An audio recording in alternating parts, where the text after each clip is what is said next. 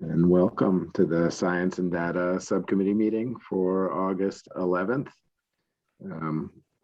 We have a fun agenda today, and I do mean that. I think it'll be really interesting. The plan is to go over the revisions to the greenhouse gas inventory review based on feedback received, and David Hill will lead that conversation, and then we'll have some discussion on that and public comment.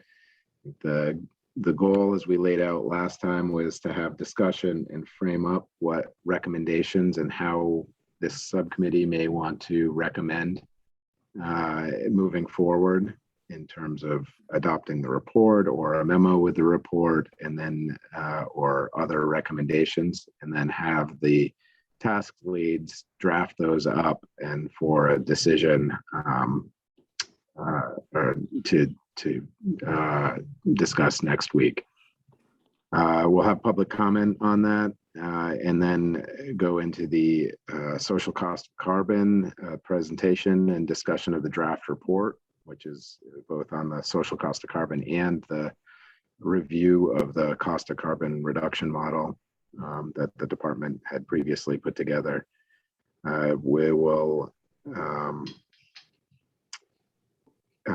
We can go over the process at that time, but don't see decision points today on those revisions. After that, we'll have public comment again, go through any task group updates that we haven't otherwise covered, and wrap up. Do folks have any comments on the agenda?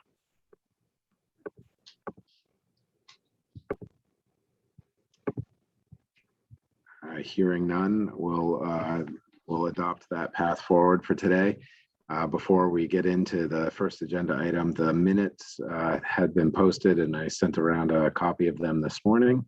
Does anybody have any clarifications or corrections or comments on the minutes from August 4th? Hearing none, we'll consider those approved. And we can dive right into the meat of the agenda. And I'll just welcome back David Hill from Energy Futures Group. Again, well, I'll just let you take it away, David. Great. Thank you, TJ, and thank you, everybody. Nice to talk with you again.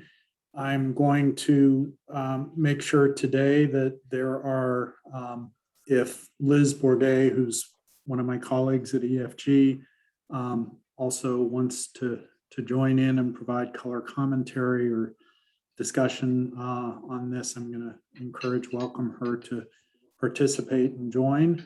And as TJ said, we had we did an overview last week of the greenhouse gas inventory, and we got comments back from Data and Science Subcommittee members. We're going to review those and the changes that we made in the document related to those. And then what we've taken I had a discussion with Jared earlier this week, and what we, feel that our kind of appropriate role in this process is, recommendations for some decision points for the subcommittee to consider as you forward on the materials to the full Climate Council. So, with both this, and then also in the interest of time, TJ, I've kind of, in the task 3 report, just as a preview, I've kind of also thought that we may, in the interest of the overall schedule and things, potentially making some recommendations on decision points related to task 3 today also, if that's helpful. So we can discuss that when we get to it.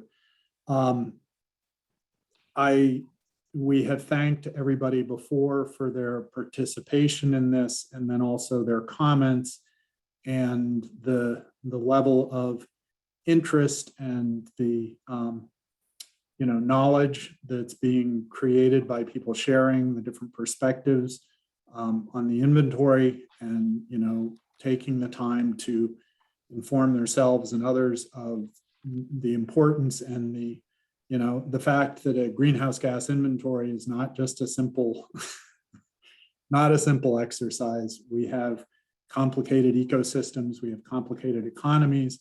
The way in which we track something that's basically an environment, has been an environmental externality, but is becoming, the earth is internalizing all of these impacts for us, and we see that every day. So action on not just the planning front, but then actually taking actions are just so increasingly important. And international documents coming out this weekend emphasize that there's little time left, but taking the time to look at our inventory, the way it's been done, and how it should be done in the future, it's very valuable. So thank you for all of the comments that we've received. And what we're trying to do is help the subcommittee, in a manageable fashion, make decisions and forward on to the full Climate Council information that will help with the development of this climate action plan. So what I'll do is I'll just summarize we received comments, Jared, TJ, Colin, and Richard Hopkins all provided comments. And I forgot, I wanted to just, I'm not sure who all is on the call today, but in case people have not been able to participate or join, just the task objectives for task 1, the greenhouse gas inventory, was largely to review Vermont's current inventory scope and methods, identify what the primary methods are used in each sector, to identify the primary data sources. A lot of this work is in the inventory itself, but just to do a review of that, compare that to EPA and IPCC guidelines for jurisdictional inventories, compare that with several states that are seen to be kind of also taking a leading role in the development of inventories and action plans. We provide kind of a crosswalk table that compares Vermont with these other jurisdictions and with the guidelines, and identify opportunities looking forward for modifications, complements, or supplemental analyses that, the inventory itself is very clearly not a climate action plan. And so there may be things that are not included in the inventory that are important to consider in a mitigation plan, or that an inventory looking forward can be informed by complementary or supplementary analyses. For example, looking at a shorter time horizon for global warming potentials for methane and that type of thing. There was another task that was specifically related to the consumption-based inventory methods that have been explored by Minnesota and Oregon. And then we also addressed under task 1B inputs from stakeholders on this committee and others on issues related to the inventory methods and potential opportunities to change those. So this is, we've drafted a report. It was impossible to fit all that information into a short report, so it's a much longer report, and thank you all for the patience of reviewing it. And we did the presentation last week, and so this is kind of, I would consider this to be the wrap up for this task. Hopefully the presentation today and the decision points, as TJ said, Jared and TJ as the task leads, perhaps then taking it and turning it into actions for the subcommittee to forward to the full council. These are what we took away from the edits as the most kind of substantive and specific changes, where we've made changes in the report on all of these points to either further clarify and or include some additional information in the edited, in the revised report. We provided the consumption-based emissions inventory. For people, we've discussed this a bit last week. There's typically what's called a sector-based inventory, and then a consumption-based emissions inventory looks more at the emissions associated with the products that are products and services that are used within a state, and the upstream, or sometimes called life cycle emissions, associated with those products. We used an example from Oregon in the initial report that was showing for Oregon, the consumption-based emissions inventory would be higher than their sector-based inventory.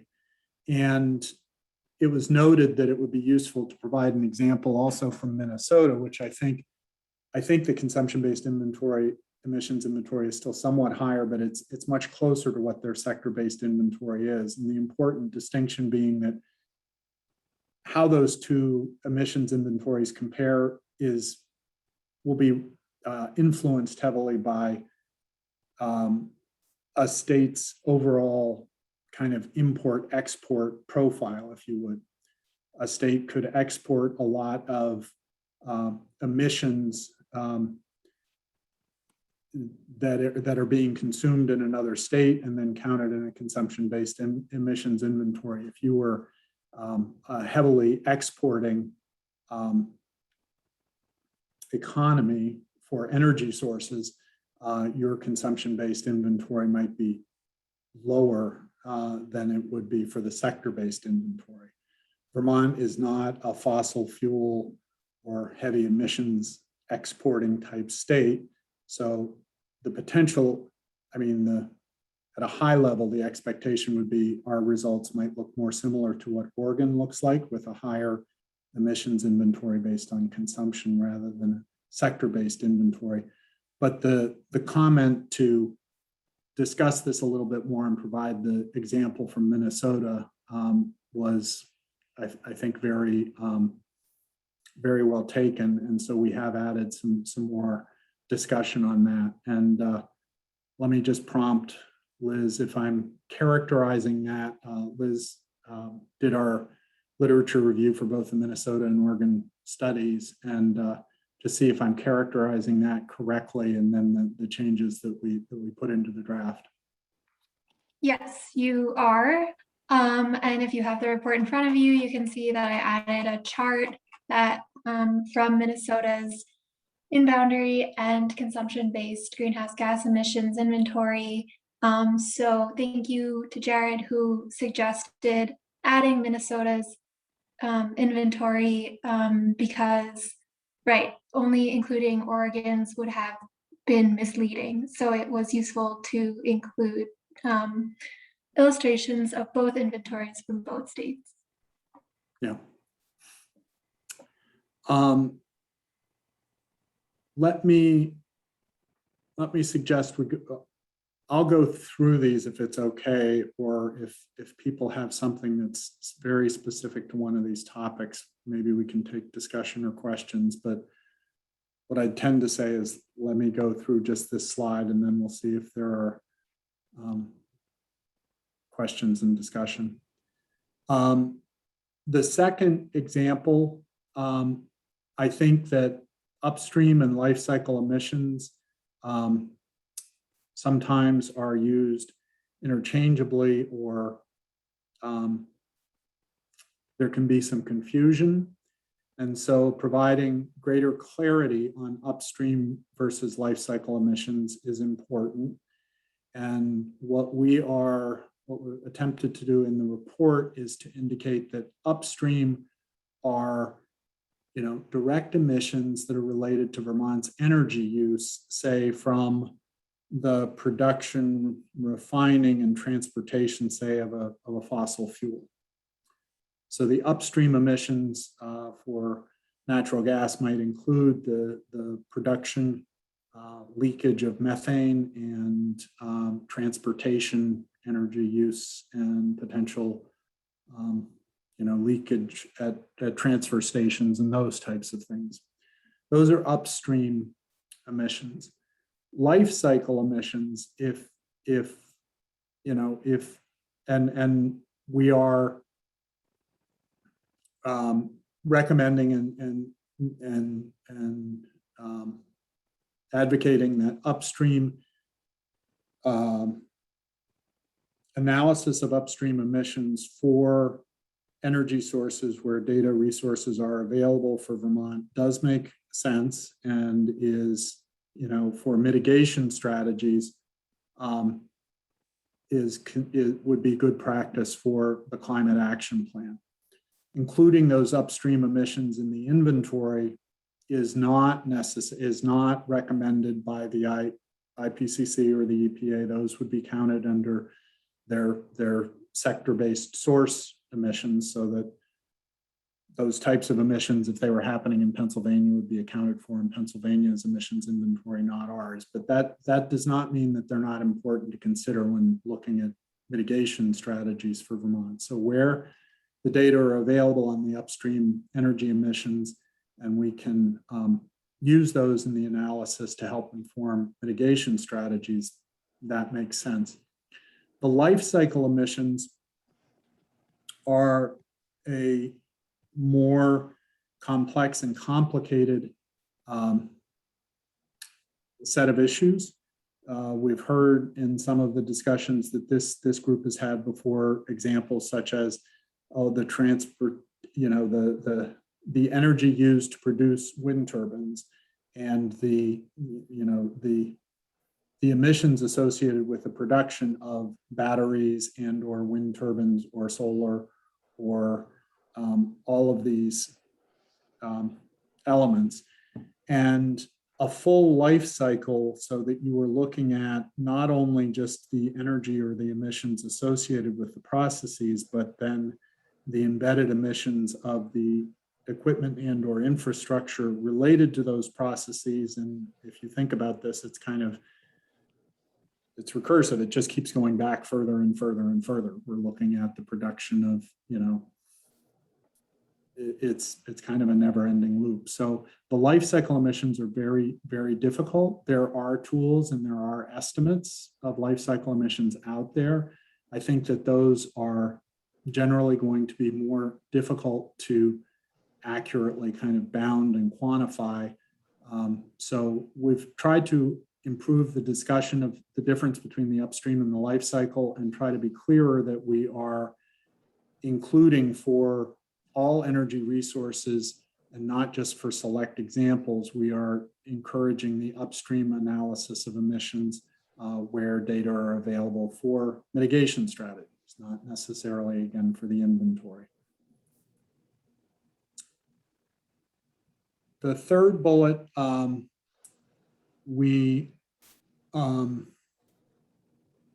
the third bullet really deals with, I don't think we were clear enough in the draft that we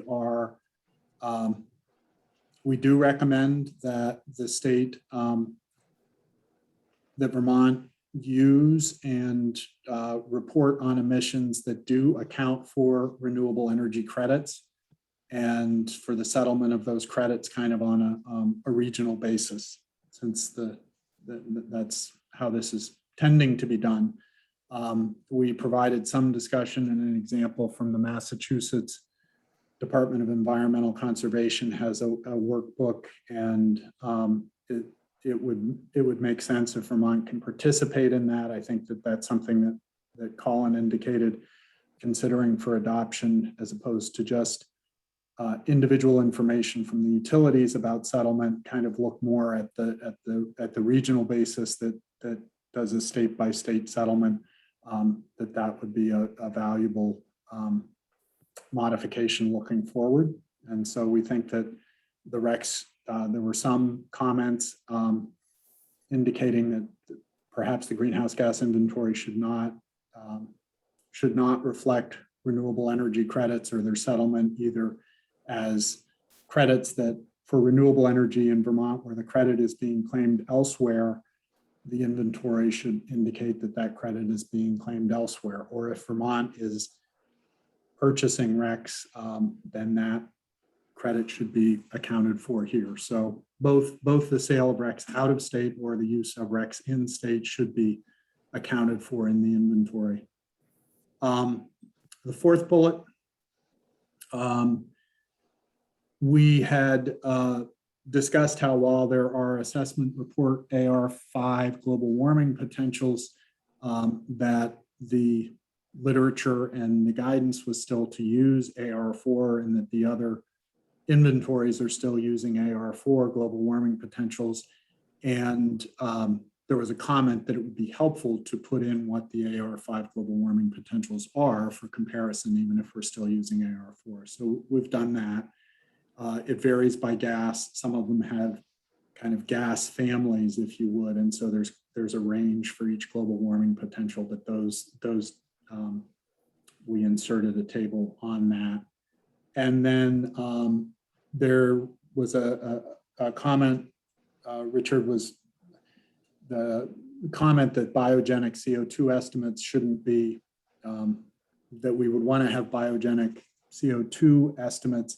Currently, what's done is that there's an estimate of biogenic CO2 based on its full, if you would, its full emissions value or its full global warming potential, but that's not part of the official inventory. And keeping it outside of the official inventory is consistent with the guidance.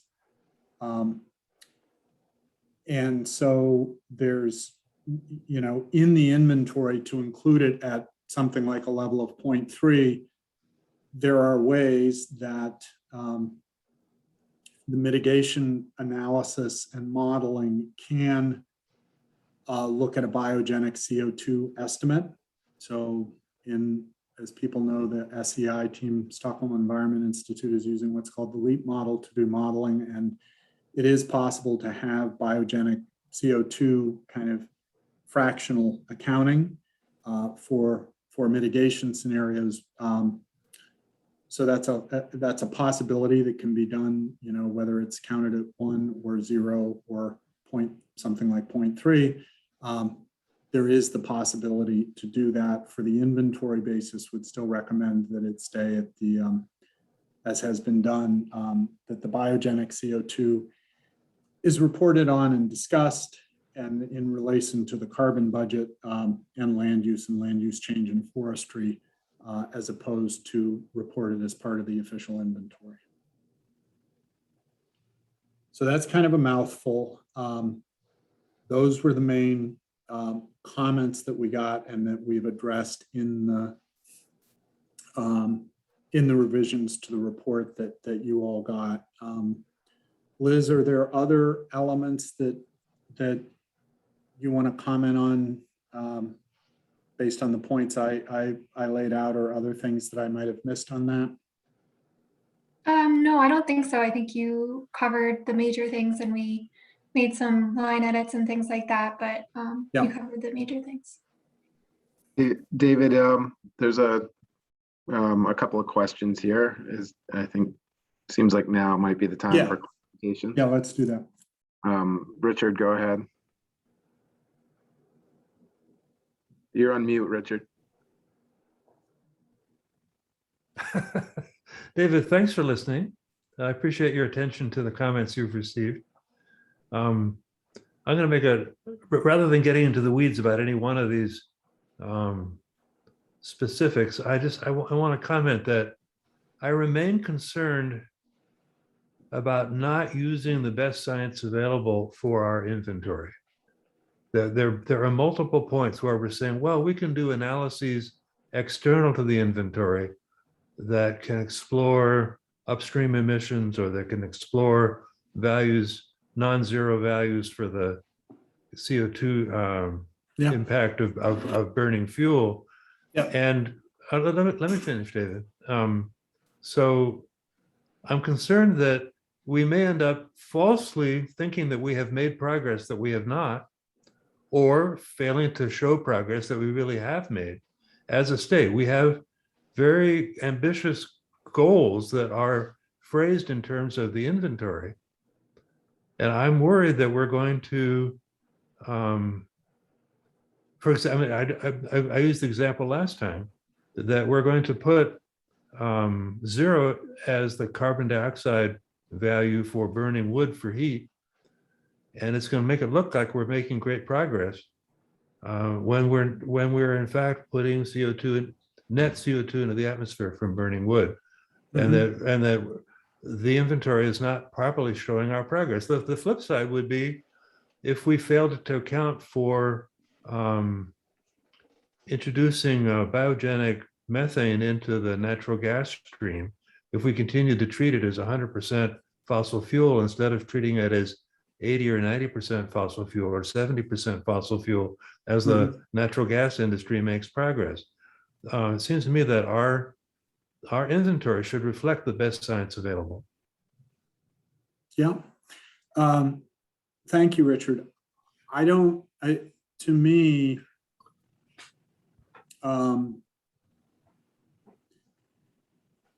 relying on, there's a certain lag, but relying on the EPA and the IPCC guidance is relying on the best science that's available. There's emerging issues, but it is consistent with those. And I think, what I'm trying to tease out a bit is that there are a couple things. The inventory is the basis for the targets and reductions. So if we change the inventory, potentially it'd be changing the targets and the reductions. And there's a serious time issue related to that. The analysis of both the renewable natural gas or the combustion of wood can be done within our climate action plan and within our mitigation analyses, and can consider the factors that you're considering without being included in the inventory. And I know that that's may not be fully satisfactory, but I would argue to you that yes, we are doing what you suggest, is that we are following the best available. There's some inertia in the system, but the best available guidance, and that we can, while doing that, we're also recognizing the potential issues related to that, such as the two that you just mentioned, and that our climate action plan and mitigation strategies are not strictly blinded by, oh, well, the inventory says CO2, biogenic CO2 emissions are 0. So therefore, we can just go all out on advanced wood heating and that there is no emissions associated with those. I don't think that the climate action plan would go that direction. So I don't know if I'm, fully meeting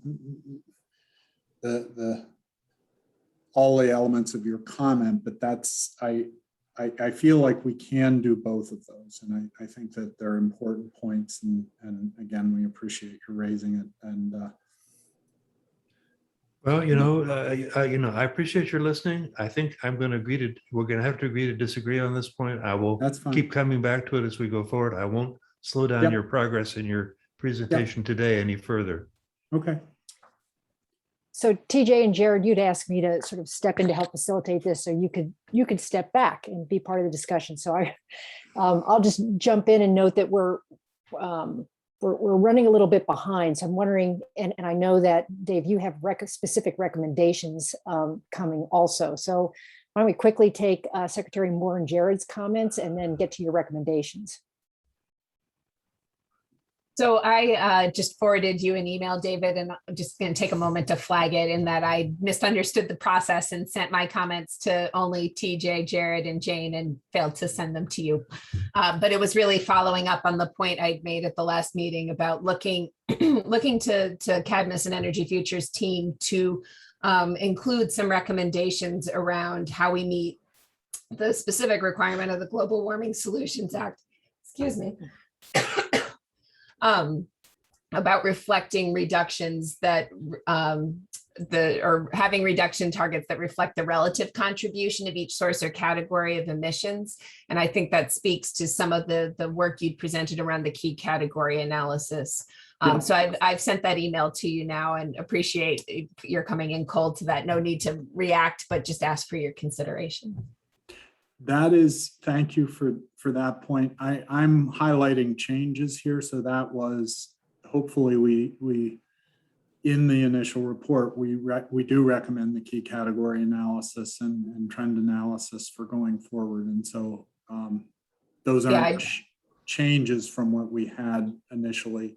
No, it's more looking for it to make the direct connection to that specific requirement of the Global Warming Solutions Act. That jump, I think, is not one that everyone would make absent some specific attention to knitting those together.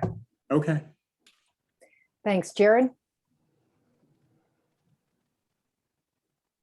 Thanks, Catherine. Just on Secretary Moore's point, I'll just note that EAN has produced a matrix that looks at what the different sectoral shares of responsibility would be using different reference years, whether it's the latest available data in 2018, or if we look at the baseline years that are referenced. So I will happily share that with you in case that's helpful information, David and team. And Julie, I think I promised you and Peter that I would get you that updated spreadsheet with the latest inventory data that I still have not done. So I will do that as soon as possible, and hopefully that's helpful to that task.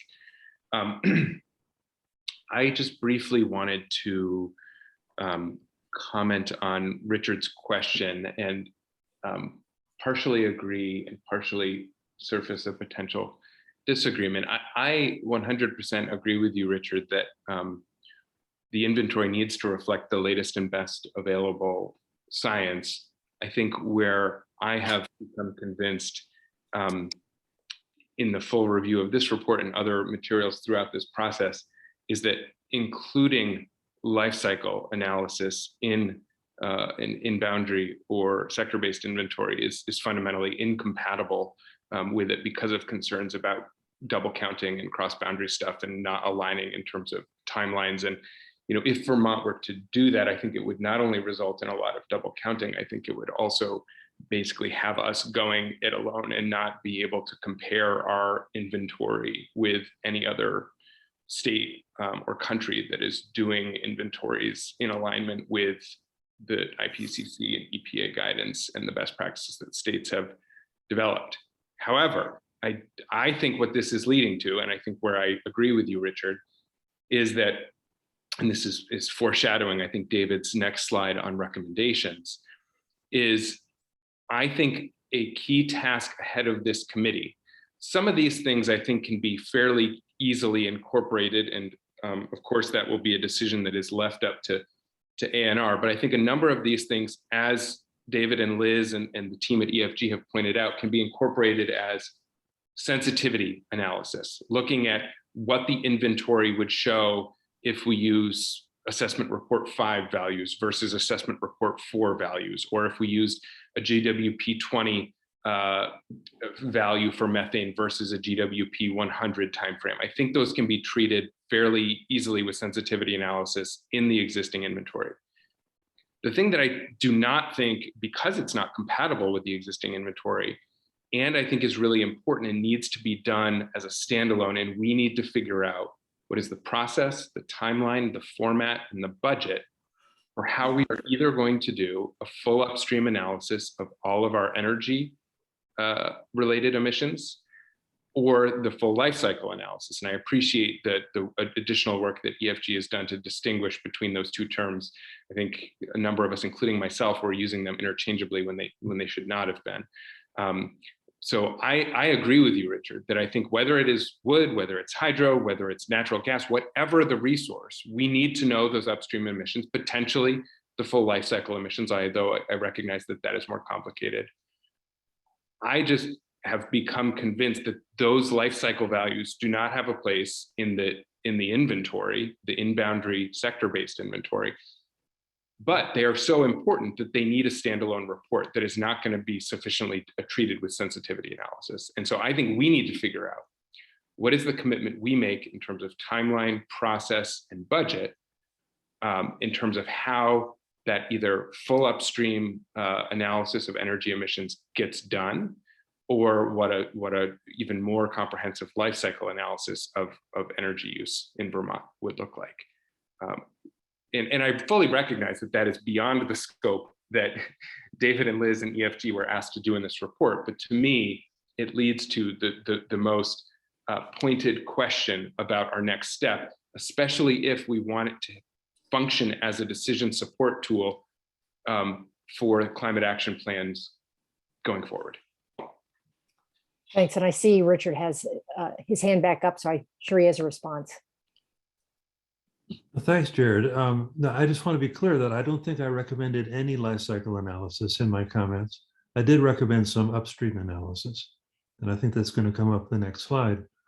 Some of the recommendations that I've made have to do with neither upstream nor life cycle analysis, but have to do with proper accounting of the CO2 that we put into the air when we burn wood for heat. Okay, with that, I'm actually going to ask Dave if you could go to your recommendations so that we could see how you're asked, what you think the decision points are for the group. Okay, well, let me, I will get there very shortly. So what I wanted to highlight on this slide, this is not the full set of key findings and recommendations. Those were presented last week, and I'm not going to go through all of them again, but what we did based on the comments was strengthen, and I would add to Secretary Moore's comment, I would add one more bullet here, strengthen the recommendation for the key category analysis. So those are kind of the three additions that we tried to pull out in the edits. They were there, but we didn't, I think that they weren't clear enough. So recommend continuing the rec accounting, recommend upstream emissions analysis for energy as a, I should expand, I would say as a complement to the inventory, and then recommend the key category analysis so that it changes and appropriate attention to the appropriate level of detail can be tracked over time. So the decision points. So those are the modifications. Those are the modifications, additions to the key findings and recommendations that were in the report that we made based on comments. Then I can move on to the decision points that we're recommending for the subcommittee. Please. So we hope that there's decision point as to whether to adopt the revised report and forward to the full Climate Council. That would, the key elements: maintain a sector-based inventory and the methods as the basis for the climate action plan, provide supplemental information on biogenic CO2 and shorter GWP for CH4, conduct upstream emissions analysis for energy to inform mitigation strategies, maintain rec accounting, and adopt key category analysis for future inventories. And based on the discussion we've had so far, it seems that, there are some questions that have been raised or some additional comments, one from Secretary Moore, and Jared, you're raising another, which would be, if we are going to endorse upstream emissions analysis, how would that be done, under what time frame, and who does it, et cetera, et cetera. So the details around that action item. Just to put this in context, it's my understanding that by adopting the report with any amendments that might be suggested, that would be the subcommittee's decision to forward that to the council as a recommendation. So endorsement of the recommendations within the report, and any additional recommendations you would want to add per Jared's comments and Secretary Moore's comments we just heard. So it sounds like we have a couple of additions that need to be made before it could be adopted. But I guess let's open up the conversation about how people are feeling in general. About the adoption let me make one comment on that. I mean, I think that the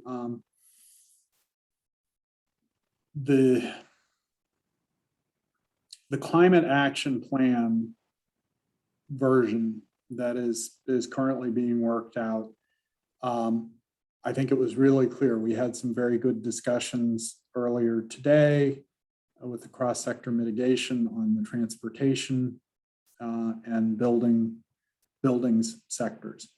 And both of those discussions highlighted that there will be, that the climate action plan will identify actions and will identify strategies, et cetera. It will also be identifying key areas for continuing further research and development. And so it's not a shortcoming of the climate action plan to be identifying areas that need further research and investigation and where things can continue to be improved looking forward. And so the art of the possible is,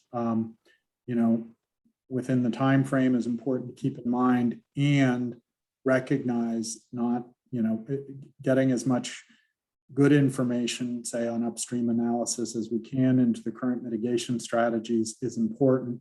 We may also, in that process, be identifying gaps where there's a need and an ability to conduct further research going forward. So basically, we may not be able to do everything perfectly now, but at least. That's right. Yeah. That was, thank you for, yes. But at least have it on the table to be done in the future. So yeah, and it's important to identify those as we move along. So yes, yeah. So TJ, did you want to step in here just to clarify our action items? Well, I had a clarifying question, I guess. I guess it's around that point, and also on number 3 on this list here.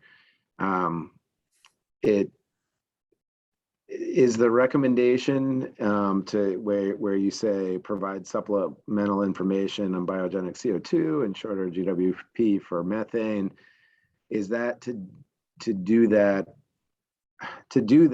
and then because that information is essentially available now, and to act on that now, and to make by act on it, I mean, is EFG's recommendation that we should be making policy decisions based on kind of that 0.3 value and the shorter, GWP 20 for methane now, and that gets to that other issue of, if we were to do a full upstream emissions analysis or life cycle analysis, it's not going to get done before December 1st, right? And so, but those two things seem like there is information available, and it's not clear to me if you're saying we should use that as the basis or if we should kind of use the inventory or both.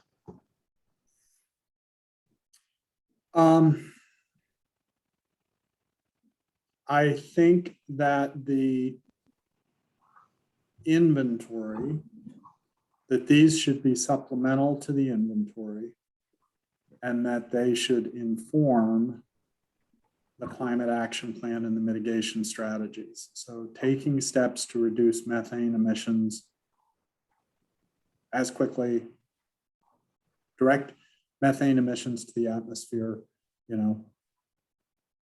those are an important opportunity that are somewhat masked by, if you use a 100-year global warming potential horizon for CH4, they don't present themselves as being quite as important. If you, and so I think it's, to say, I think it's both. If Okay. I can, I mean, I'm not trying to dodge the question. I think it really is, it's supplemental to the inventory, and it is informative to the climate action plan. And it's, you know, if we need to get to finer, I think we would get to finer points in terms of looking at the mitigation strategies and the analysis kind of to come on, well, what is the Cadmus team, you know,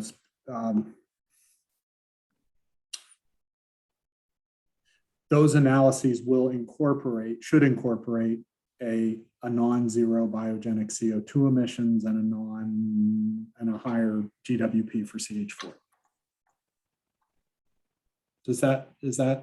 Am I? I was with you until your last sentence where it sounded like you were saying both, and that what I was hearing is that we should keep the inventory and run sensitivities with these new values that we have.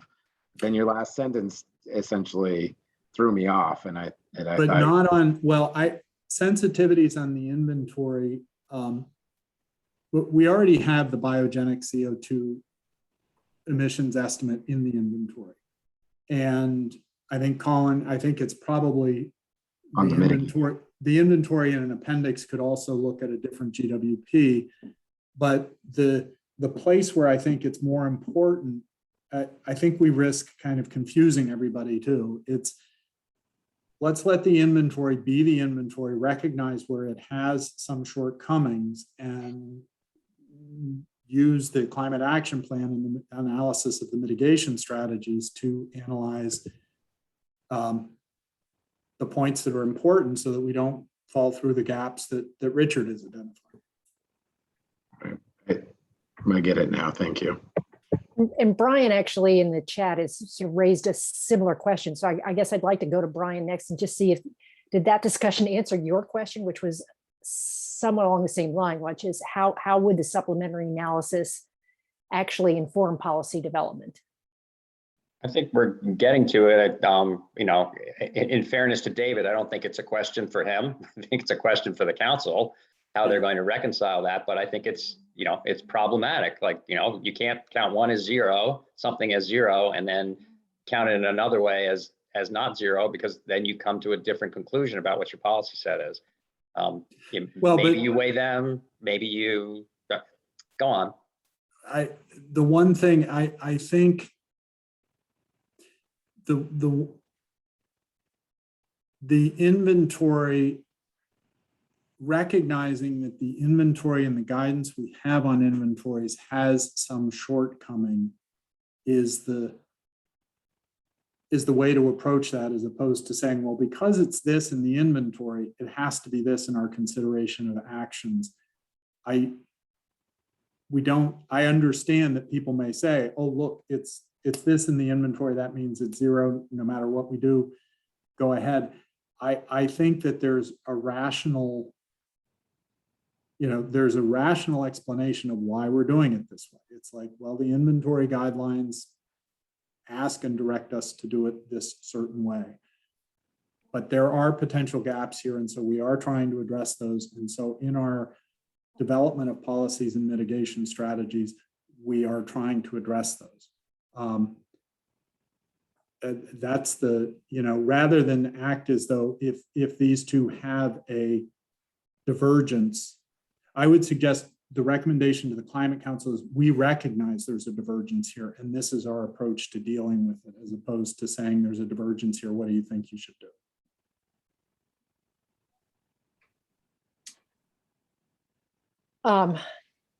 Jared, did you want to weigh in on this general discussion, or you have a new point? I want to speak to decision points 4 and 5. Okay. If that's okay, unless somebody else wants to continue this direct thread. Well, Lou has a comment that I'm not sure I completely understand. So I guess I would just open the floor first to his comment to see if this is sort of it sounds like it's connected to the same string of thought that we have right now. Yeah, I think this is maybe I think it's connected a bit maybe earlier in the thread. Is I think what I'm trying to say is that the sensitivities, certainly will be additional to the core inventory, which seems to be the consensus.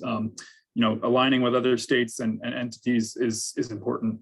But what I think we should try to do as much as possible, and maybe this is the plan already, I'm not sure, is to have this information be able to be inserted as necessary, such that if at some time we decide as a state that, it turns out that we want to use a shorter time horizon for certain global warming potentials, to capture wood heat or something like that, that it can be baked in and that we can see what the overall result set looks like with that included, instead of, a completely separate report. Something that some connection to the core inventory, even if it's not part of the inventory itself, I think is an important outcome. I'm not sure to what degree that's possible or planned. Yeah, thanks. And Jared, I'll give you the last word, and then we'll have some public comment before we go to what are the next steps here.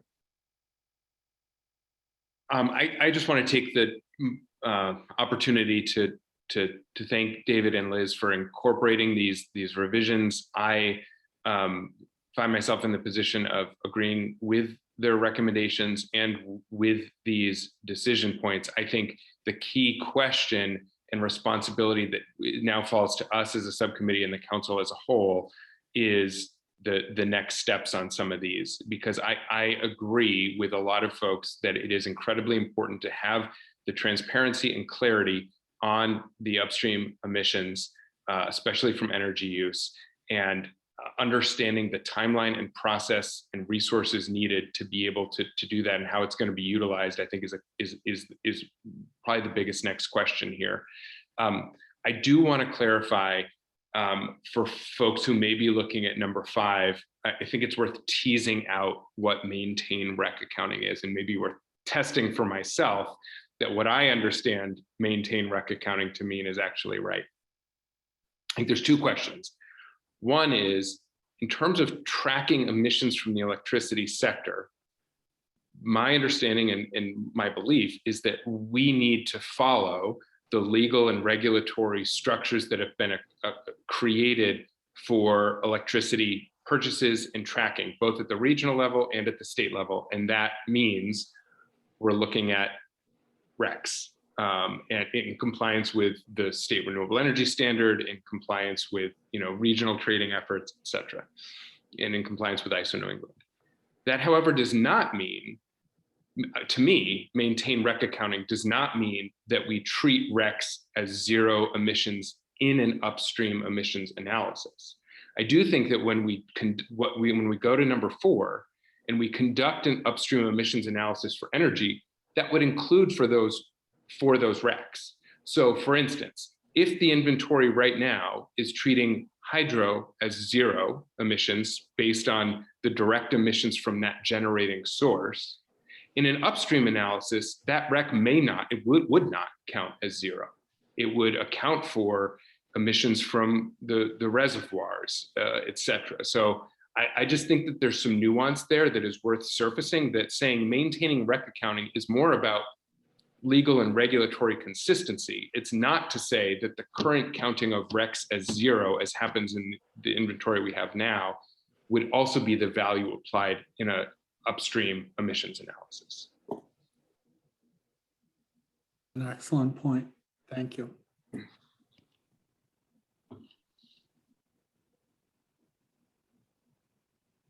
Unmute. So I thought maybe it would be good before the subcommittee makes a decision about how to move forward on this to have some public comment, and then so you're able to take that into account as well. So we have a hand from Steve Crowley. Hi, thanks. Appreciate all your thought that's gone into this and the work that David and others have done on this project. I have made many comments before, and I'm just going to be really brief and try not to be redundant about that. In my view, as seems to be emerging, what's really important here is deciding what is the measure of accountability under the Global Warming Solutions Act. And I'm not sure that you've been clear about that yet. I'm pretty convinced. I might be a little skeptical or perhaps cynical, but I've watched people and businesses and individuals and the state itself comply or not with environmental laws for a long time. And I have learned, and I'm not the first to learn this, that the bottom line is really what counts. A plan can be a wish list, but accountability is accountability, and rightly so, on behalf of their ratepayers, et cetera. Business entities will aim at the bottom line. They won't voluntarily go spending a lot more money and having to charge their customers a lot more money for their products if the bottom line is lower than, is less expensive. So, and it's a lot more complicated than that, but the basic idea is that there's a difference between a wish list that goes into a supplemental planning exercise and the what the real world is actually going to be doing, and the real world is going to be following that bottom line. The rest of it is maybe I'm a little cynical, but I think it's irrelevant to what people will actually do, and it's irrelevant to what will come down to accountability under the law. In my reading of the law, it's really clear that those upstream energy emissions are to be included. They're supposed to be included. And I think, and that's my opinion. I know people have different opinions about that, but I think it's more than just my opinion that it's the bottom line that counts, and the supplemental stuff is sort of a wish list. Thank you.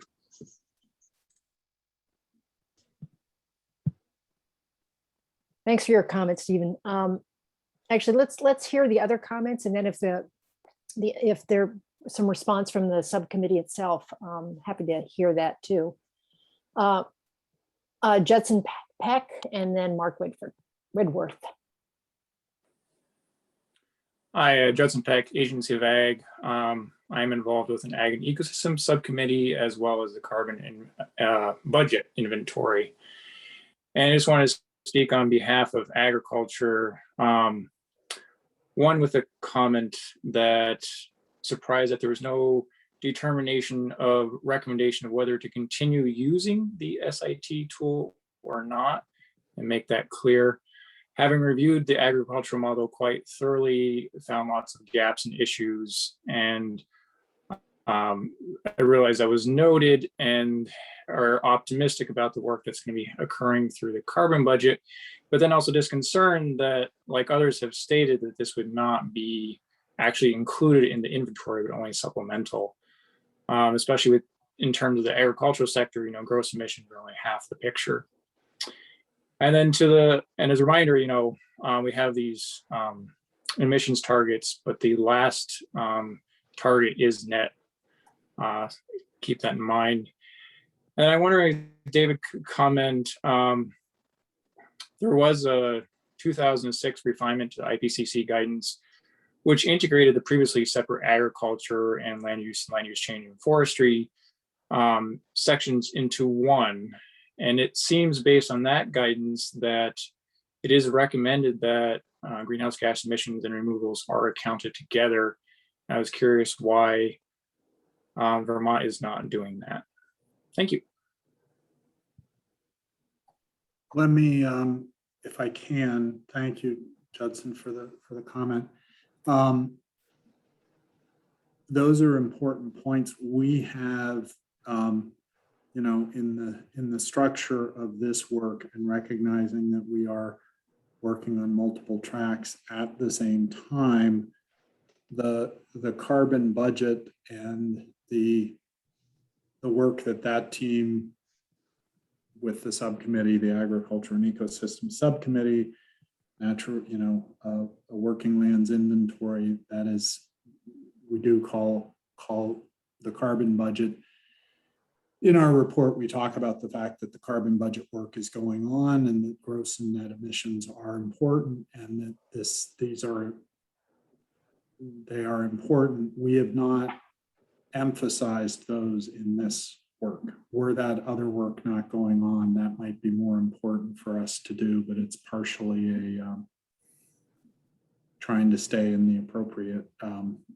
There is no such thing as the appropriate swim lane, because they're all interrelated, but we've not highlighted that. So your point is well taken. And we really haven't had time to have this subcommittee talk with that subcommittee about this, this task area and how it relates to the other task area. Ideally, that would be happening, partially a process and multiple trains running at the same time type issue. Thanks for responding, David. Let's go to Mark Whitworth.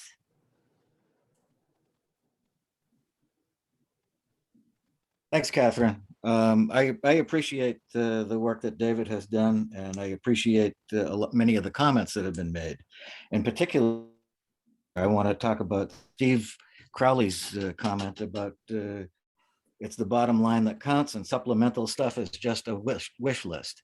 And it seems to me that the bottom line here is greenhouse gas emissions, and that all of the other considerations mentioned in the Global Warming Solutions Act, like adaptation and resilience, those are just on the wish list, and that concerns me a lot. Another thing that concerns, and I like all of the talk about life cycle analyses. I think that's important in formulating a plan to go forward. Again, the account more greenhouse gas emissions. There's a tremendous amount of environmental degradation that occurs in the production of all kinds of materials that we rely on to mitigate climate change. If we don't take into account the environmental cost of those supply chains, we're making a big mistake. We're going to make things worse. Thanks. Thank you. Appreciate the comment. And I think George Gross, you're the last hand I see.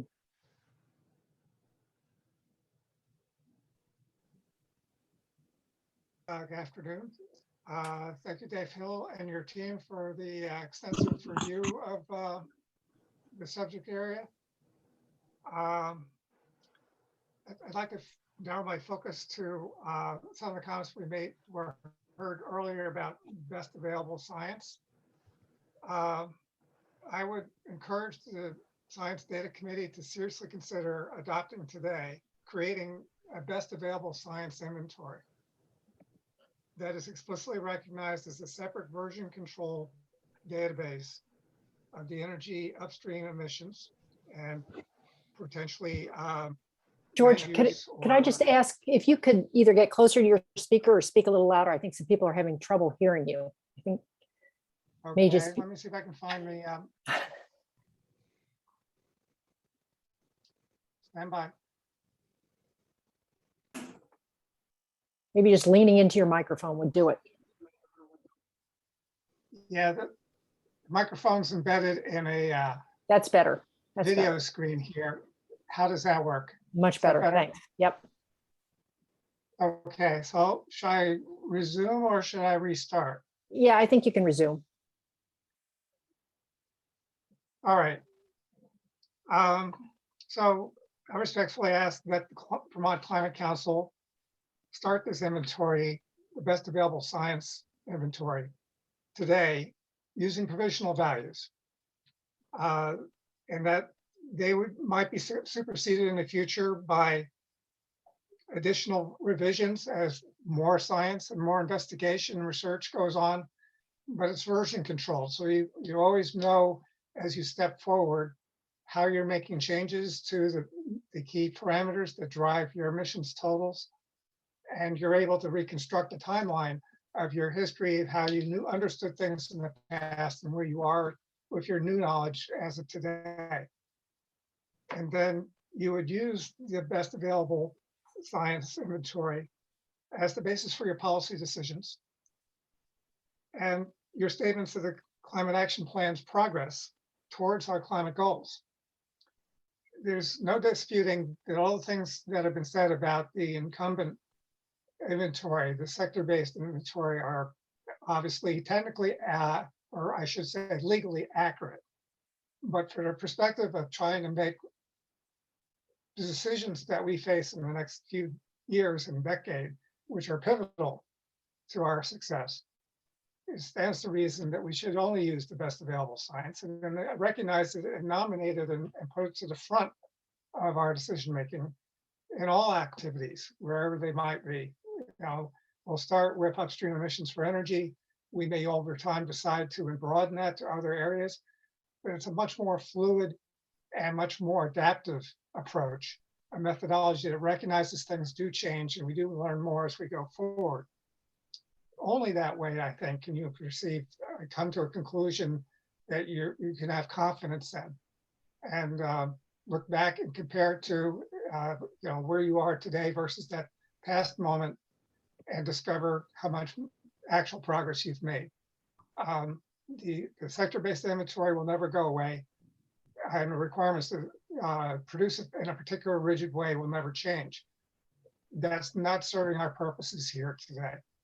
So I reiterate my ongoing hope that you will take this inventory as a new inventory in parallel and design for the best available science.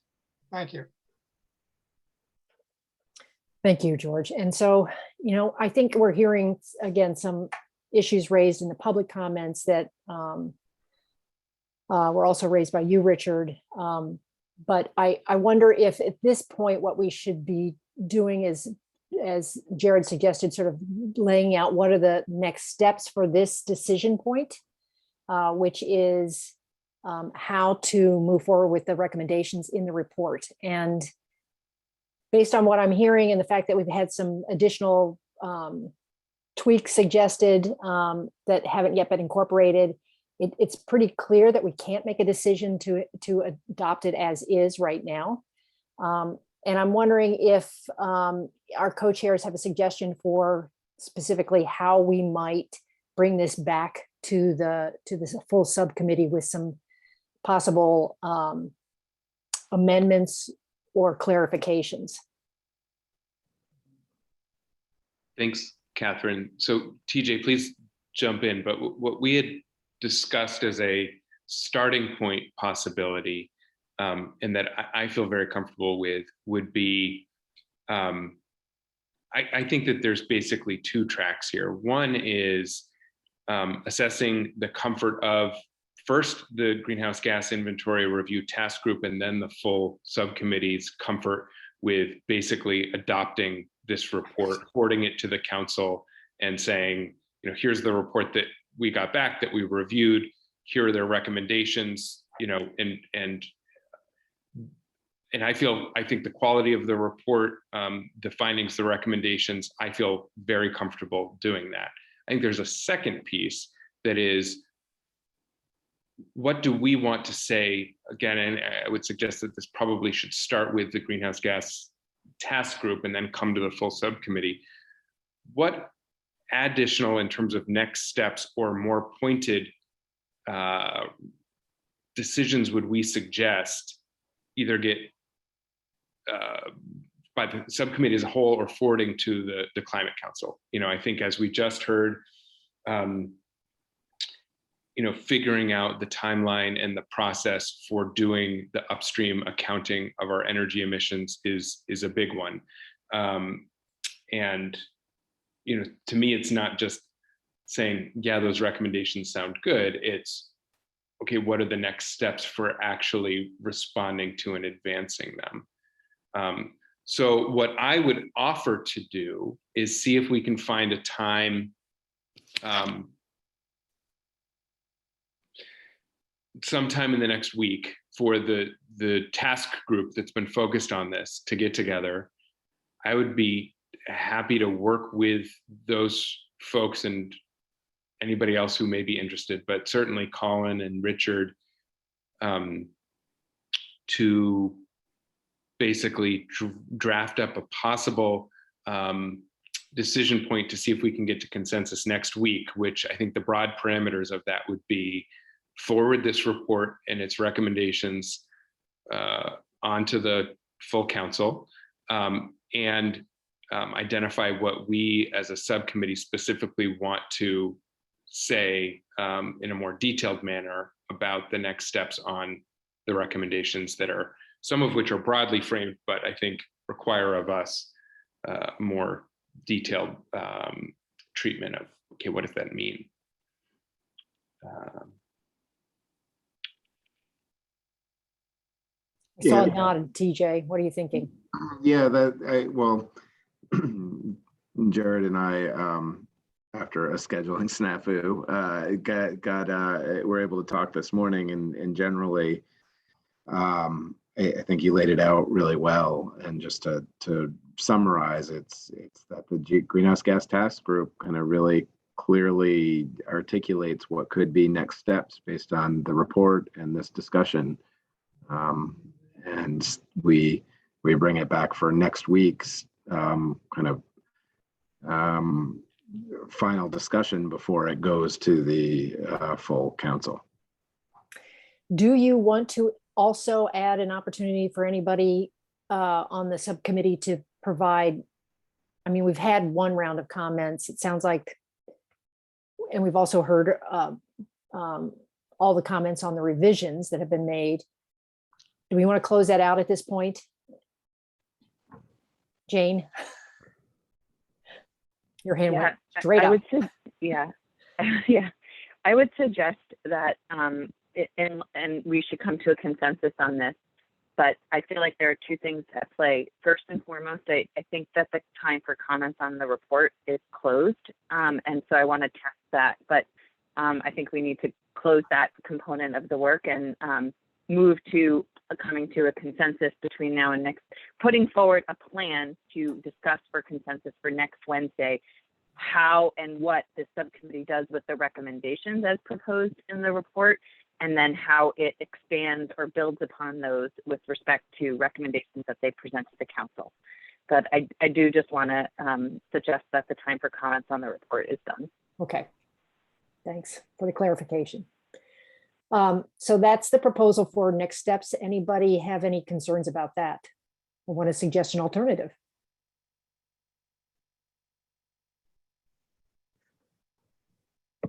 All right.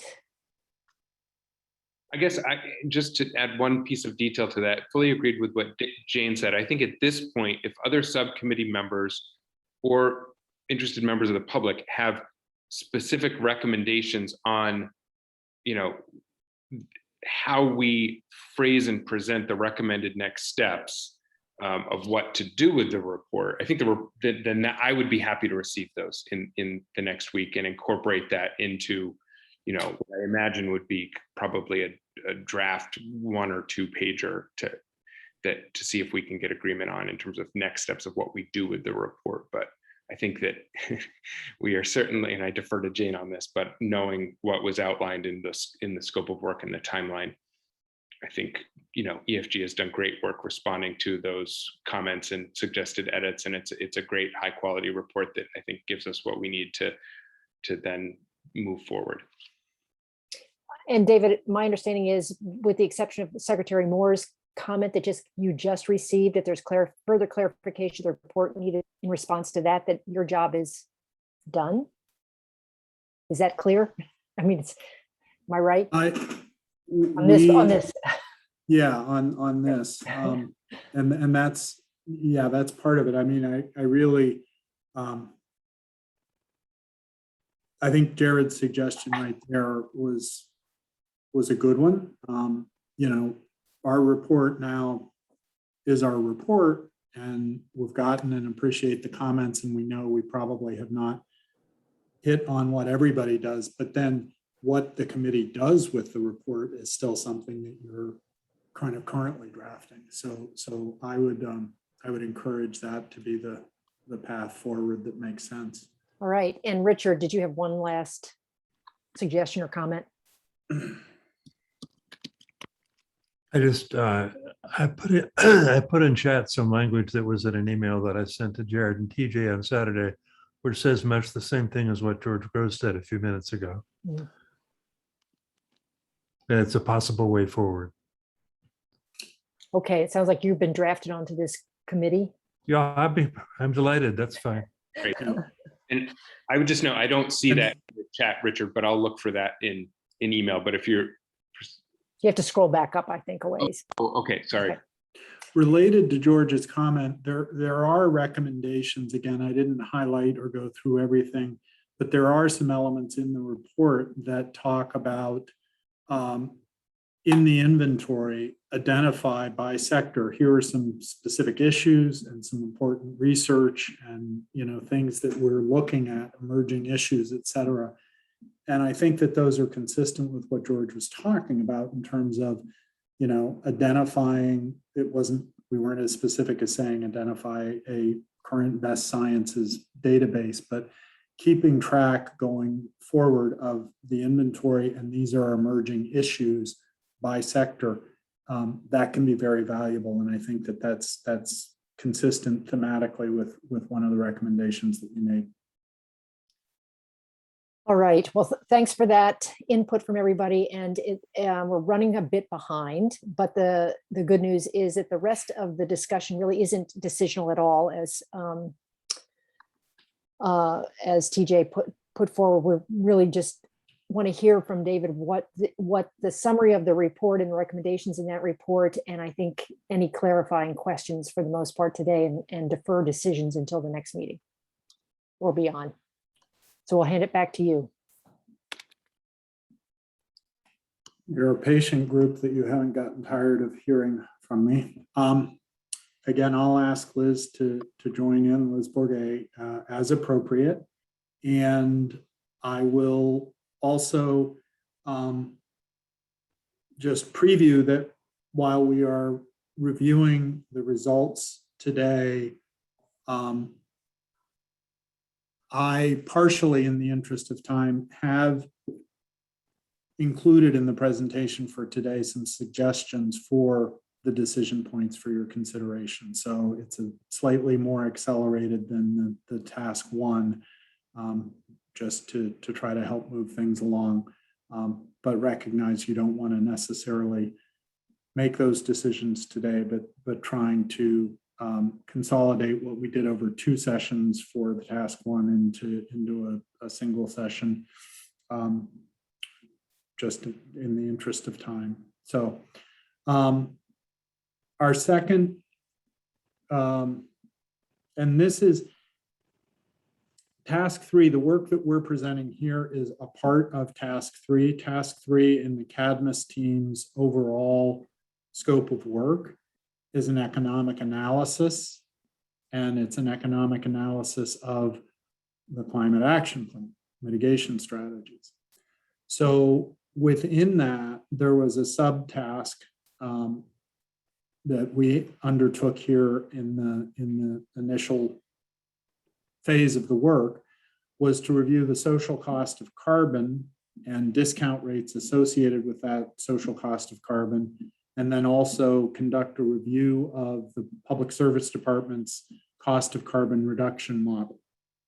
And so those are two important elements for the economic analysis. They are not the entire economic analysis. So this is supportive of other work that is underway. To give folks a very brief preview of that, the Cadmus team includes Cadmus staff, Cynthia Kahn, and some of her colleagues will be running an IMPLAN, which is an input-output economic model of the impacts of changes in expenditures, say, on energy and on energy infrastructure and that type of thing, to look at both the direct, indirect, and induced spending effects in Vermont's economy, economic analysis of the climate action plan. So these are 2 elements that will contribute to that. The social cost of carbon is how we value the emissions of 1 ton of CO2 equivalent, how that's valued. There are different ways to approach that, and we discuss those in the report, damage-based as well as abatement. And the choice of a discount rate for those impacts has a significant impact. And so we've done with this group a polling exercise, and then we've discussed that in the report as well.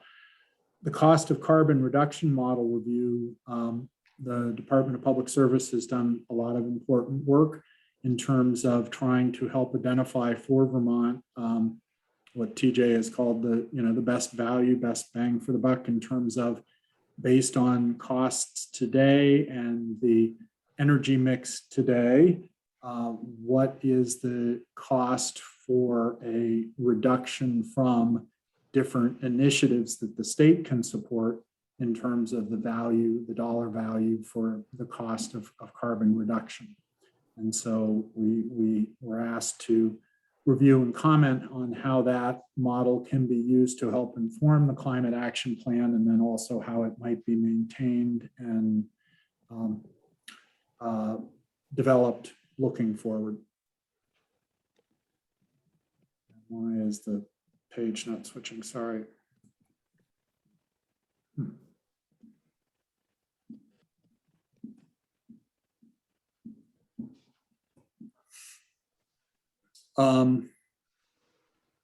So again, very quickly, the cost of carbon calculations, this task 3A has to do with the cost of carbon reduction model. My colleagues at Liz and my colleagues at EFG, Chris Nemi and Gabrielle Stebbins have largely contributed to this work in terms of a detailed review of the existing assumptions and the measures that are in the cost of carbon model, reduction model. We looked to see if there were structural modifications that might be useful, if there were gaps or missing measures or kind of different subcategories of measures, a different type, say a centrally ducted heat pump as opposed to just the ductless mini split heat pumps, those types of things. The report includes a discussion of integration of information that's in the cost of carbon reduction model into the work that SEI, the Stockholm Environment Institute, has been doing with the LEAP model, low emissions analysis platform model, and into the economic analysis for the climate action plan.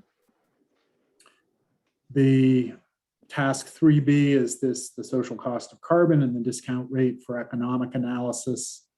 Again, the social cost of carbon and the discount rate will be inputs into the M-Plan and the LEAP analysis of the climate action plan. We review the literature and provide some discussion of damage and abatement cost methods for the social cost of carbon, indicate how important the discount rate is. And as we said, we did a polling exercise with this subcommittee. Many of you participated. Thank you for those who did. And we present in the report the results of that and some recommendations based on that.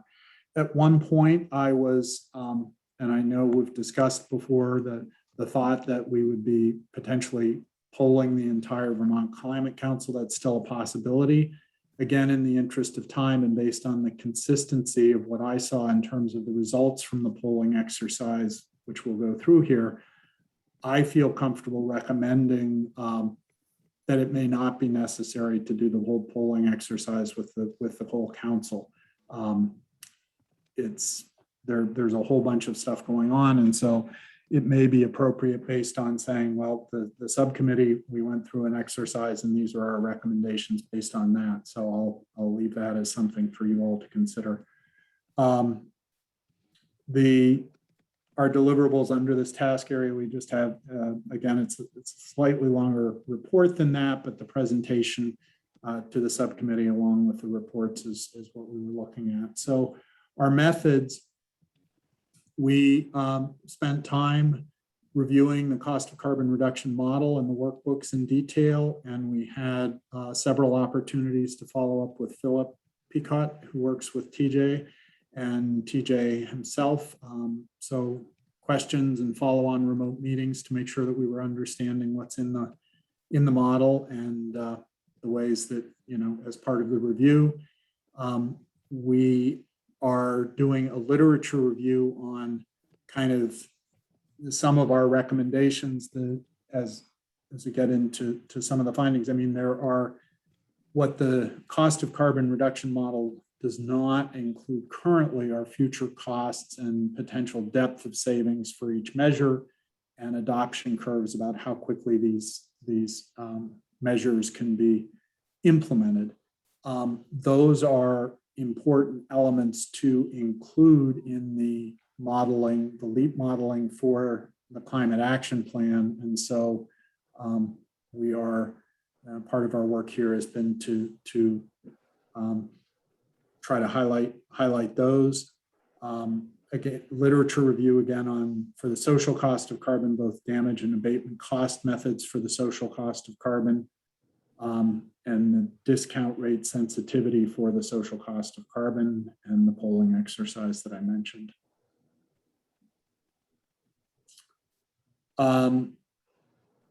So we have the following observations and recommendations for the consideration of ANR and the Vermont Climate Council. And these are basically EFG and the report authors, which includes myself, Liz, Chris, and Gabrielle, and presenting them on behalf of the Cadmus team. But it's the work that EFG has been able to do on these tasks that we're offering up.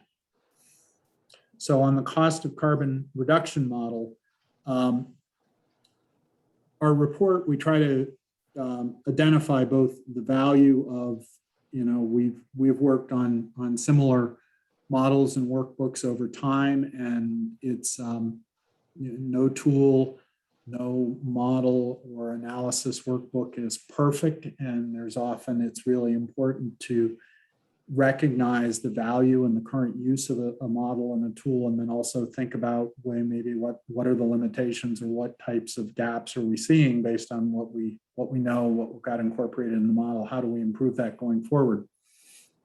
So currently, the cost of carbon reduction model, it provides a near-term comparison, for the next 5 years based on current costs.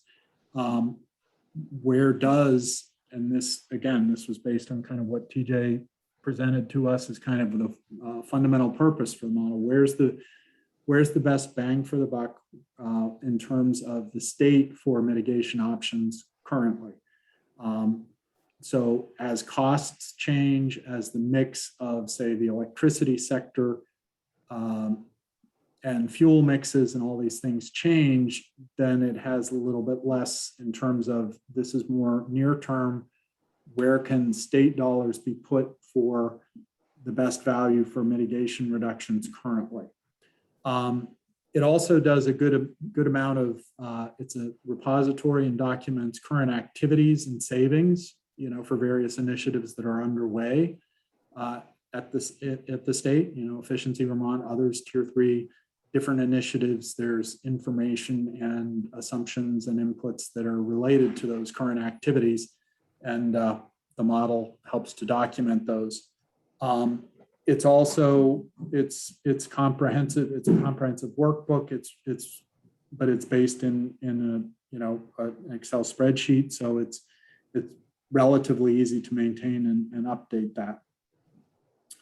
Some of the limitations, because it's a snapshot, as these things change and as there's interaction over time, that is a gap or an area that the LEAP modeling that's being done for the comprehensive energy plan and to support the climate action plan can help to address, but it requires further inputs and assumptions on future costs, adoption rates, and those types of things. The depth and the pace of emissions reductions is not really in the current model. So you could have the least cost emissions reduction option from the state's perspective currently be something that only gets you 1 or 2 tons of emissions reductions. It doesn't, we haven't characterized, well, how much, and that would relate to, back to the inventory and stuff. And that can be done qualitatively, but it's the pace and the depth of emissions for each category are not reflected. There are some categories and measures, specific measures that aren't included, and the interactive effects, say, of changing emissions related to the electric grid, or the changing interactive effects of weatherization, say, or transportation. If you're electrifying transportation, some of the impacts of reducing VMT would be lower than if you were still using gasoline-powered internal combustion engines and things like that. So both very valuable and important information that we can get from the cost of carbon reduction model, and then areas where we can try to where it's necessary to provide additional supporting analysis so that it can be worked into, you know, the LEAP platform and other things for the climate action plan. Based on that, and the report goes through in a fair amount of detail, and there's an appendix with specific, very detailed, you know, individual calculations and assumptions. That's all in the report. We're not going to go through all of those, but these are a couple of the highlights for potential enhancements that we saw for the model. Add measures and categories. Centrally ducted and ground source heat pumps, biofuels, district heating are some areas where there can be greater level of granularity than there is. The depth and the pace of emissions reductions may not need to be added into the cost of carbon reduction model currently, but we will need to incorporate those into analysis using the LEAP model. And actually, as we do that, reflecting those into the CCR model would be helpful. There are places where currently the model is in terms of costs and savings, electric retail rates may be used where electric avoided costs and load shapes can help to more accurately reflect kind of the at the planning level, avoided costs and load shapes are important in terms of the impact of increasing electrification and or efficiency, those types of things. Costs and savings by income category, there is the climate action plan, the just transitions working group, et cetera. We know that making sure that the measures, mitigation strategies, and other things that we're taking in the climate action plan account for equity and environmental justice and impacts and ability to participate and pay for and benefit from the actions that are being taken. And there are, I would say, across the energy industry and planning, we've not always been able to categorize, say, by income category, different energy use or mitigation strategies and that type of thing. So paying attention to that in the analyses and trying to help bring that forward is very important. And related to the social cost of carbon discount rate, the current tool in terms of comparing cost of avoided emissions uses a 3% discount rate, and that might be something that would be adjusted downward. This is a graphic that we included in the draft report that we hope will be helpful to illustrate how we can take information from the work that EAN, Jared and his colleagues have done on the pathways Excel model, the Public Service Department cost of carbon reduction Excel model, additional input Excel spreadsheets that the EFG and CADMIS team will be developing, how those will feed into the LEAP model, which is across sectors and mitigation scenarios with sensitivities, how those can all be fed into the LEAP model. Those are not all in right now. We're, as I said, we had a discussion with the building sector and transportation sector from the cross-sector mitigation teams this morning to talk about the information from these various sources is not all in the LEAP model right now, and SEI is revising their initial mitigation scenario. They'll be wrapping that up this week. And so looking forward, what we will be doing is working to help incorporate inputs from these various sources into the LEAP model. That will inform the in-plan model, which looks at changes to direct and indirect induced spending on energy and capital equipment. And then the in-plan modeling and the LEAP modeling will inform the climate action plan. What are the policies and the strategies and actions required to meet the targets? So the black arrows represent kind of feedback as we, hopefully there's a little bit of, there are iterative, you know, some revisions and what ifs or scenarios that are generated as we go through this exercise so that we can help to refine the inputs and the values that are being used and the strategies that are being used in the climate action plan.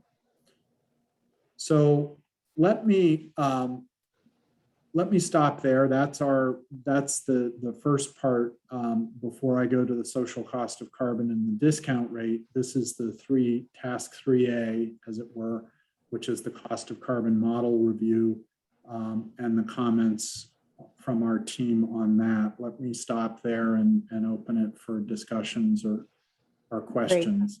Yeah, I think that's a good place for us to just make sure that they're, take a breath. Yeah, everybody to have any clarifying questions raised at this point on just these set of recommendations and insights. Again, no decisions need to be made.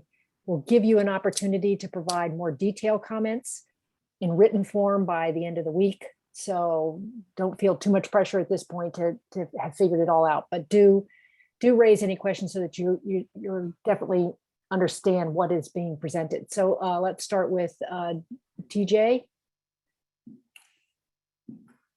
Sure, I'll go first and take that prerogative, even though Jared's hand was up first. First, I just want to thank David, you and the EFG team for a thorough review of the work we did. And I think the way you characterized it is good, is that, this was an initial look of current costs. The cost of carbon models is a look at current costs and to get a sense of the relative strategies and what they would cost given limited public dollars available, and to inform discussions that were going on. And that, we did, one thing that I don't know has come up is that we did have some stakeholder process where we included some industry experts, consultants from various groups, efficiency utilities, renewable energy developers, distribution utilities, et cetera, to all look at it. And it's amazing the difference when somebody's really dedicated to looking at it, what they could come up with, because a lot of the things you found are really relevant and true, like opportunities for improvement.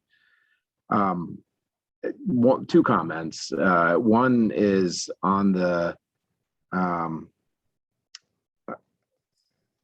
need to determine potential as well. And I think your recommendation was to look at the next 5-year potential. I believe, so this is something that we knew wasn't in there, that we knew we needed, and essentially a supply curve of mitigation options.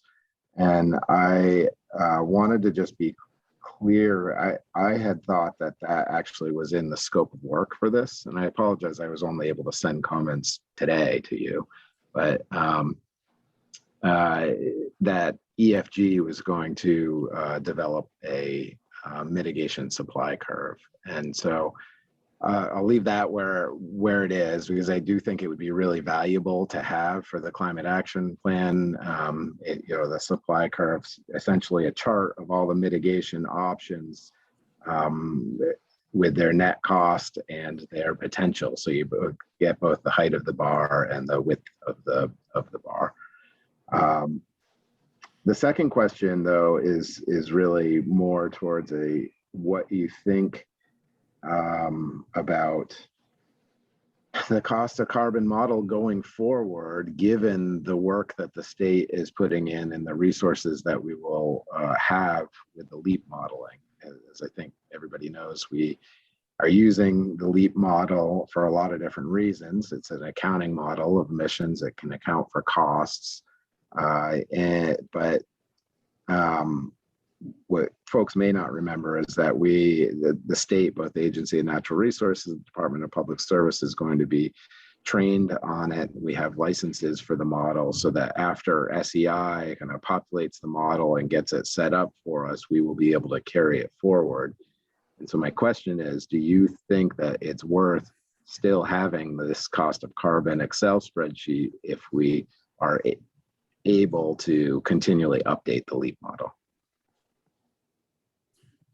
I'll reply quickly, and then we can follow up as appropriate. TJ, thank you. I'd say two things: the depth and the pace of savings are part of the inputs, the complementary inputs that we will need to be provided. And so, just in the review stage for this, in the task 3A deliverable, there really is not the amount of, we have not provided a mitigation supply curve, but the characterization of the depth and the potential for the savings for these measures will be part of what is incorporated into LEAP. And so I think part of the analysis going forward is to provide inputs that give that information on the depth of savings and the pace at which you can achieve them. And then the second part is that I think that the LEAP model will be valuable, and it will benefit from the continued cross-referencing with the cost of carbon reduction or other models that are being used by the state. So it's not going to become the only tool, but I think that it will benefit from stuff that the regional planning commissions are doing, or that you're doing at the Department of Public Service, or that other people are doing. It can be a little bit more of a nexus where there are things feeding in from different analysis points, and use those other workbooks and analysis points to be, referenceable repositories for where the inputs to the LEAP modeling are coming from. If that makes sense. Okay, thanks.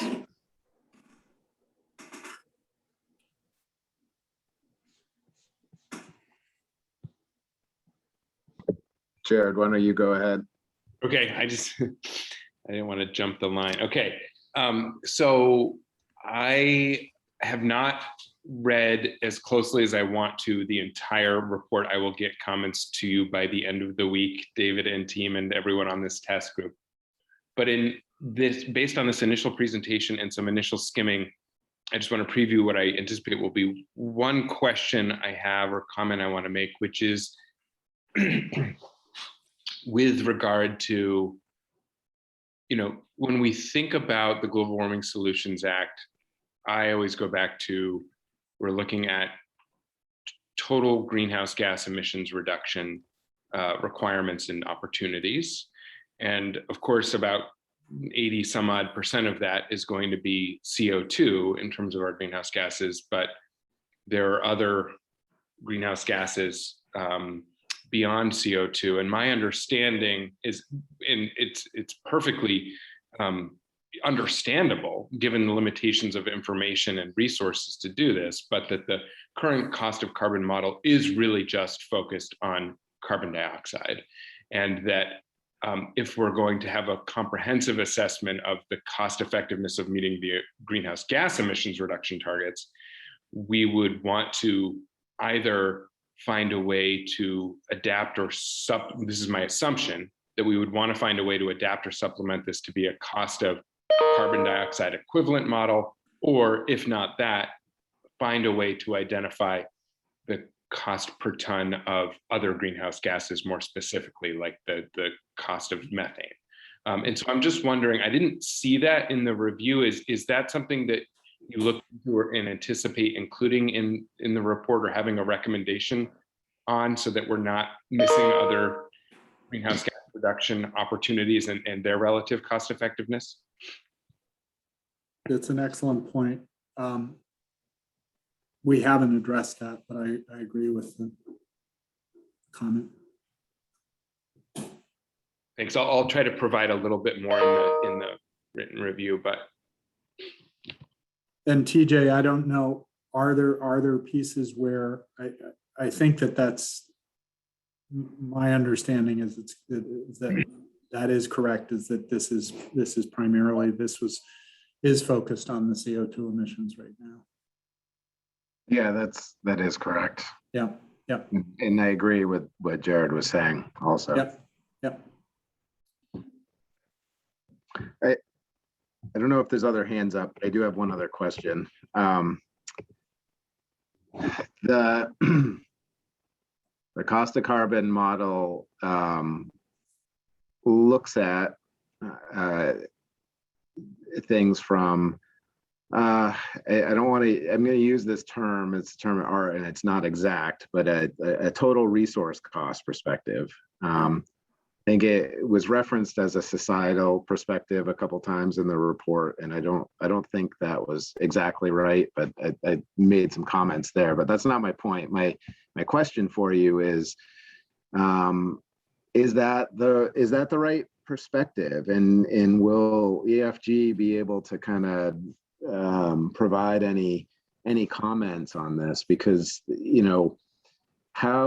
how we look at our mitigation options, depending on the perspective, really makes a difference. Just as the same with what we use to count emissions, whether we're looking at a participant or a customer test, or just the breadth of ratepayers, or the state as a whole, or broader society, it all makes a difference. And so I guess the question is do you have thoughts on that? And is that something that the type of thoughts that could be incorporated in the report or not? I think it's important to clarify the perspective that the model does use, and yes, the TRC versus societal, to be explicit, and then to recognize that that's just one of multiple lenses that need to be accounted for. We can't, for example, just focus on that. Say with adoption curves, you need to look at the customer financial perspective of what the cost and benefit is, what type of incentive, what type of regulation, what type of mechanism basically is consistent with the adoption rates that we need to see. And that's a customer financial perspective. That's not the state's perspective or the TRC perspective and that type of thing. So there's not a single correct perspective to use, and we should be try to be clear and specific about which perspectives these are using, and that, say, supplemental analysis, when we're designing an incentive program, we take a look, we start with, what do the customer financial perspective look like? And then what kind of incentive or what kind of programmatic or, regulatory mechanism can help to change that. So.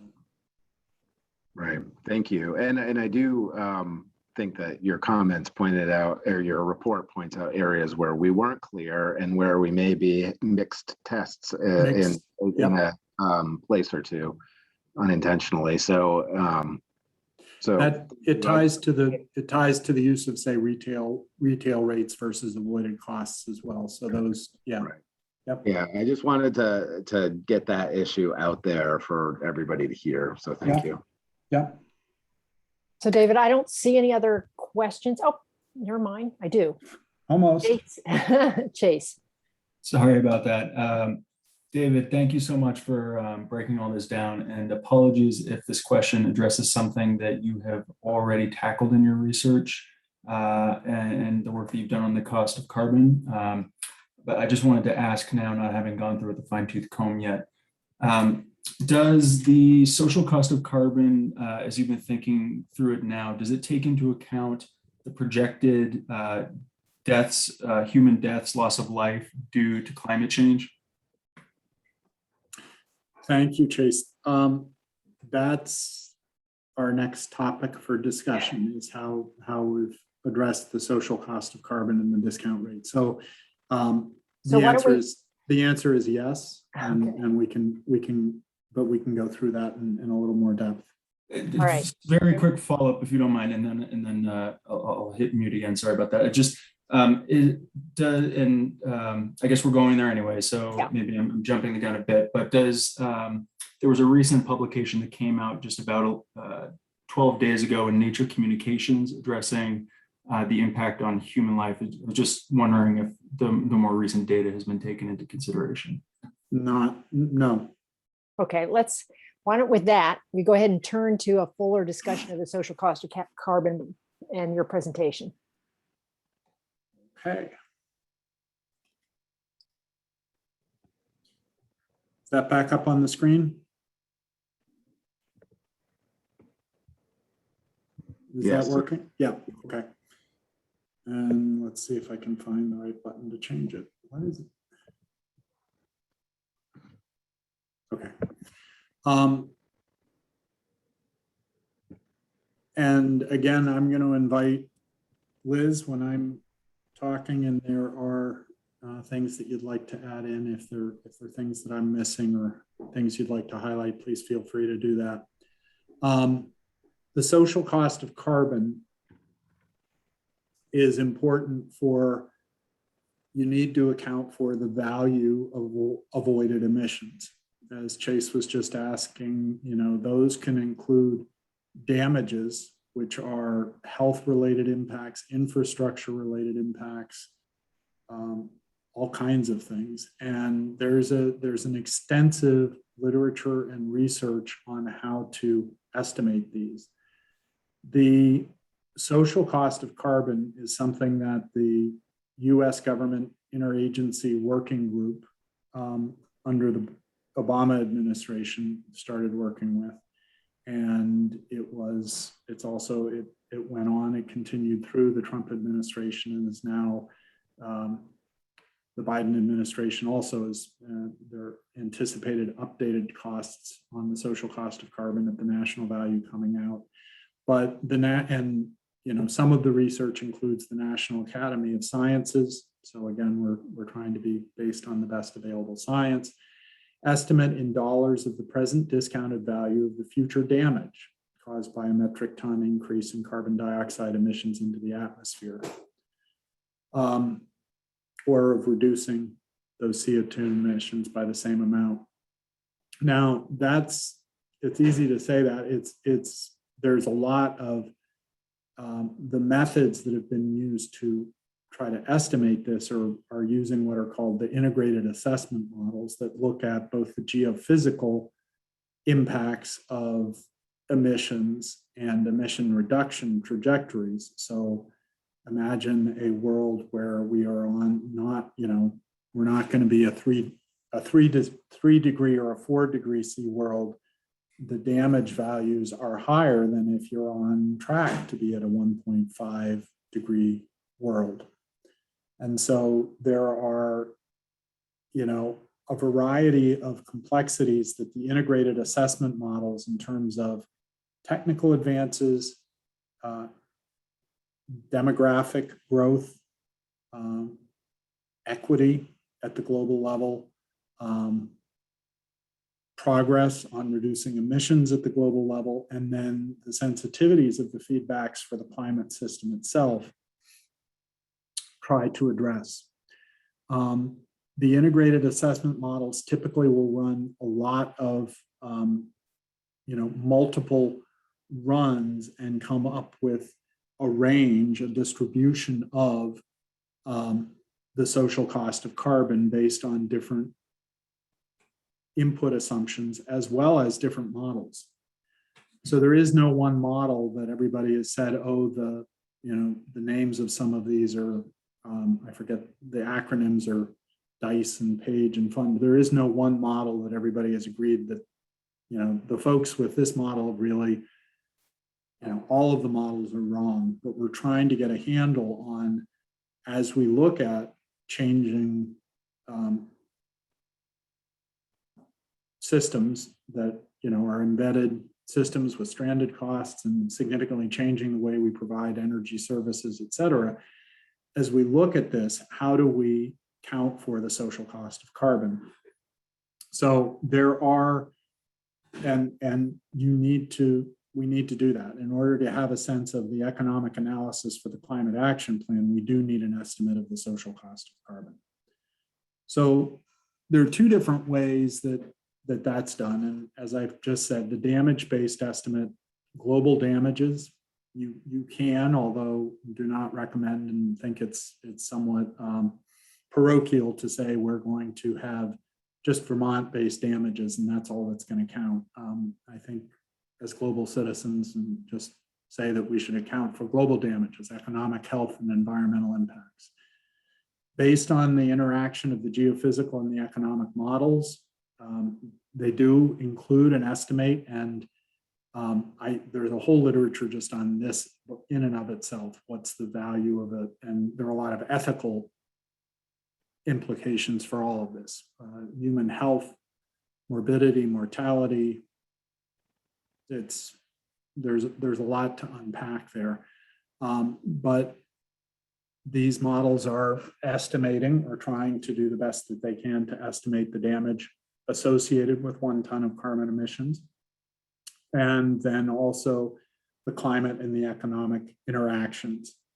There's no one model that's agreed on as the best source, and they run multiple runs because there's so many different interactive elements in these models that you need to then look at a distribution of the range of outputs.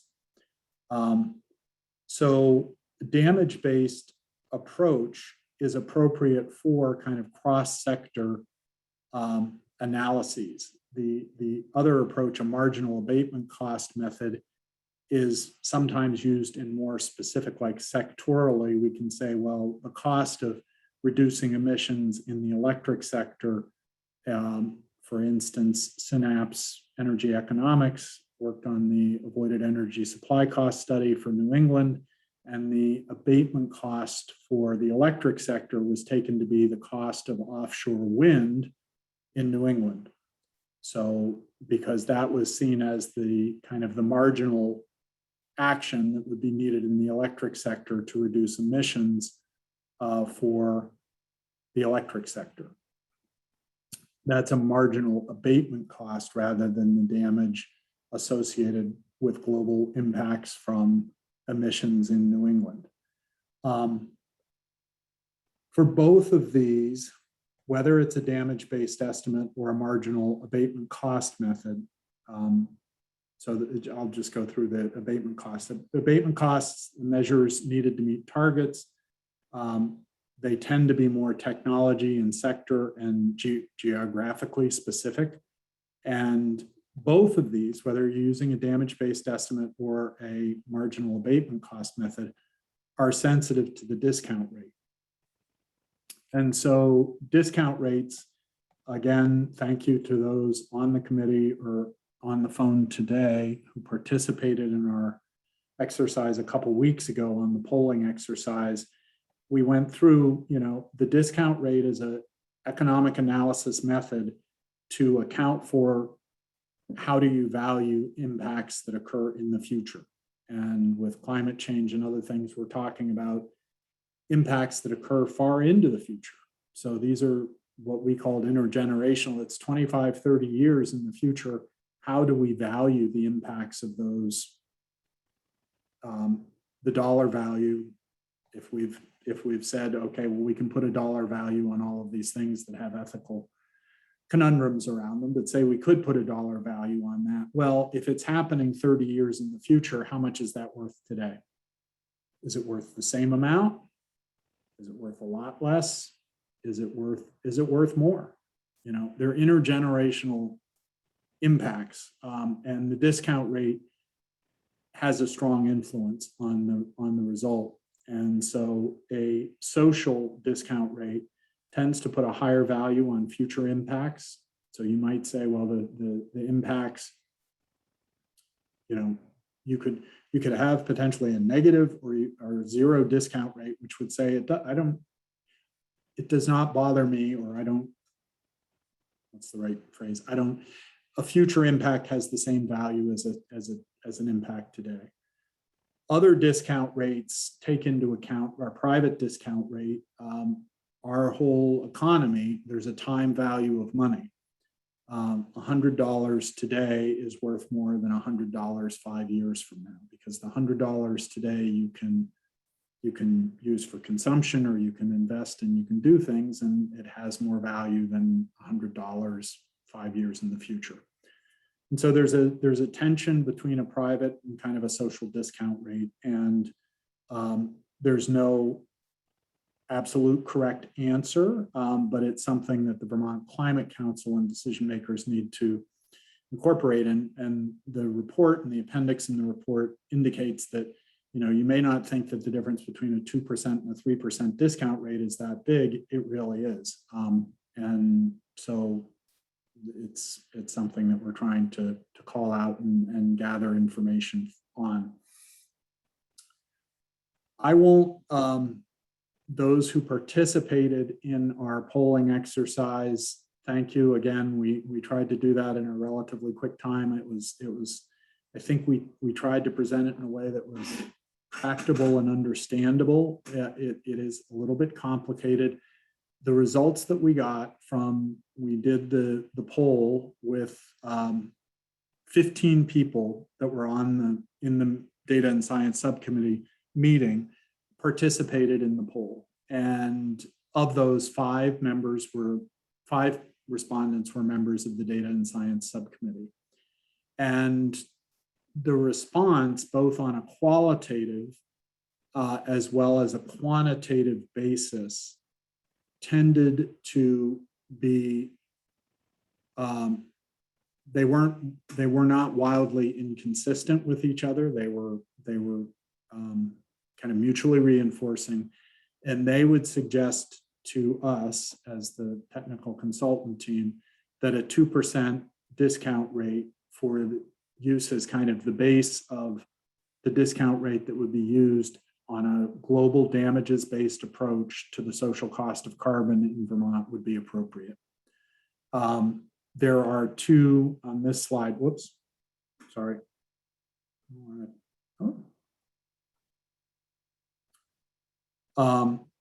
The quantitative question is on the left there.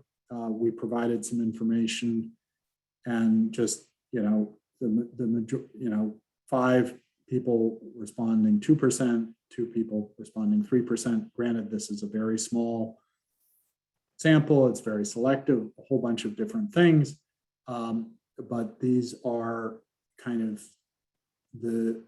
actually it's 5 people and then 3 people at 1%, nobody's suggesting 0.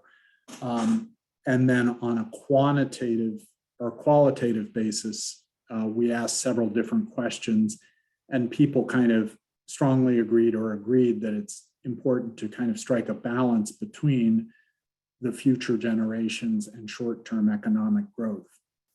Those 2 combined lead us to suggest that this subcommittee's position on this might be, and we would support a position that would suggest that a 2% discount rate for the social cost of carbon based on global damage-based estimates is an appropriate value to use.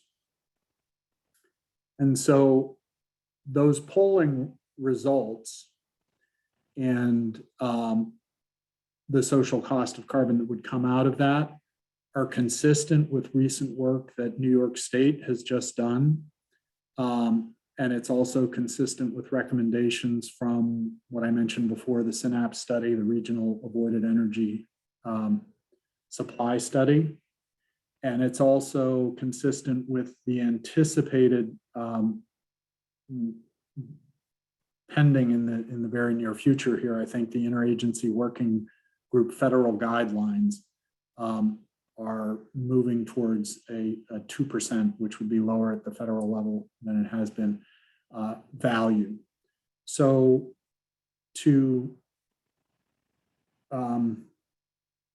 so we're comfortable recommending that the subcommittee consider a 2% discount rate value, and the difference between, say, a 3% and a 2% value, the table on the right shows the difference that you're more than doubling the social cost of carbon. This would be on a CO2 ton per CO2 equivalent value. At 2%, it's in 2020, $121 versus 3% is $51. And you can see that over time that ratio is roughly equivalent. 1%, those values go up to $400. 0%, it's over $2,000, and that's including impacts through 2300. These have, significant, when we look at the climate action plan and the economic analysis of the climate action plan, if you said that the future impacts need to be valued at the same level as they are today, and the long-term values, you would be all the way over in the right column of 0% average. Something that's a kind of mix between the social discount rate and a private discount rate. Most private discount rates are higher than 2%. So that's a starting point, and it can be, the economic analysis will be able to do sensitivities on these values, but we think it's important for there to be what we were asked to do is it's important to have a discussion with the subcommittee and come up with a recommendation for what this should be to start. And so that's where we're landing.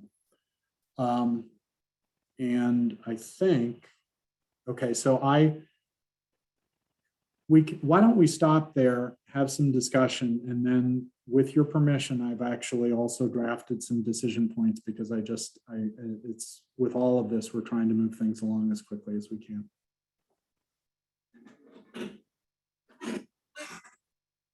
I just want to note that I should have acknowledged when we hit 3:30 that even though the agenda said we'd end by 3:30, we're going to take full advantage of the time that was blocked off for the subcommittee and go till 4. That said, that gives us about 20 minutes left, and we did want to make at least 5 minutes for the task lead reports, and we also wanted time for public comment. So that doesn't give us a lot of time for discussion. So I'd ask for folks to just first focus on anything that you need clarification on, so that when you do go look at the full report, you understand what you're reading. And then obviously you'll have a chance to provide more detailed comments, but I want to make sure everybody's not so much need everybody's opinion at this point. We just want to hear what you would need clarification on. Any questions for David about the recommendation or how they got there?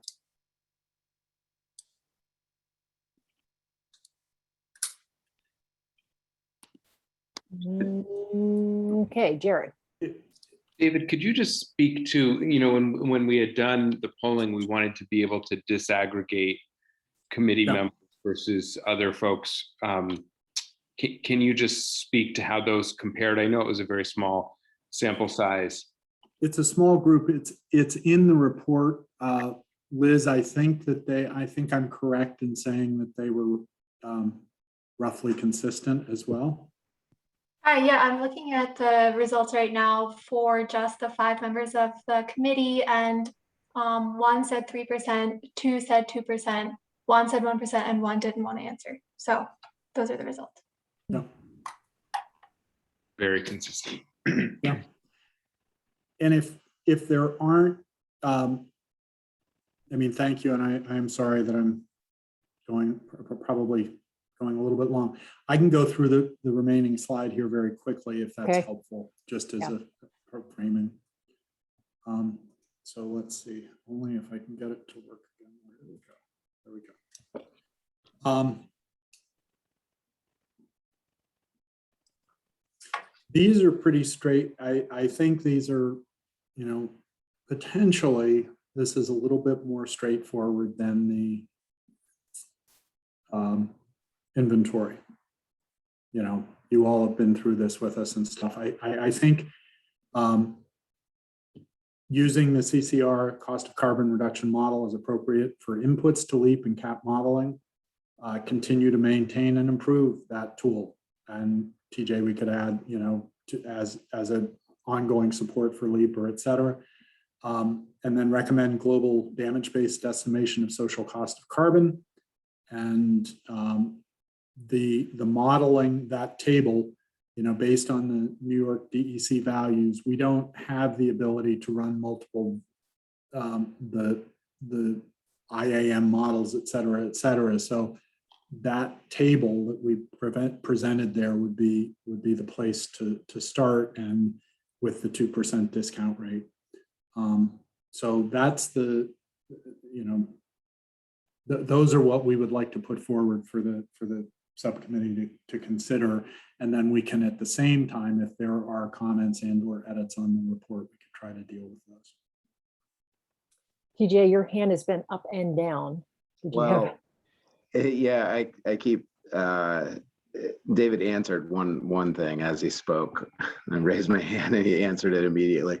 But I do have one other question. Just we're talking a lot about discount rate, but just to clarify, this is the discount rate to be used in development of the social cost of carbon, as opposed to the discount rate that is, for instance, in the cost of carbon model, which is going to use to bring the streams of dollars, future dollars, back to a kind of comparable number. And I guess the question is that with these values, like if we took that center stream of values at the social cost of carbon using the 2% discount rate, and then we applied, we said we had a mitigation strategy that, reduces this stream of carbon over time, that we would then need to apply a discount rate to compare that to other technologies or mitigation strategies. So do you end up discounting? It's not discounting twice, but you apply a separate, different discount rate. And maybe this is too technical for this discussion, as I said. No, that's a good question. I'm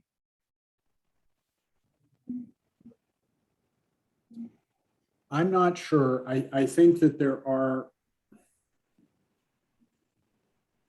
may be places where the discount rate that's applied, to determine the social cost of carbon may be different than the discount rate that's applied in the economic analysis, the in-plan modeling, for example. I'm not certain about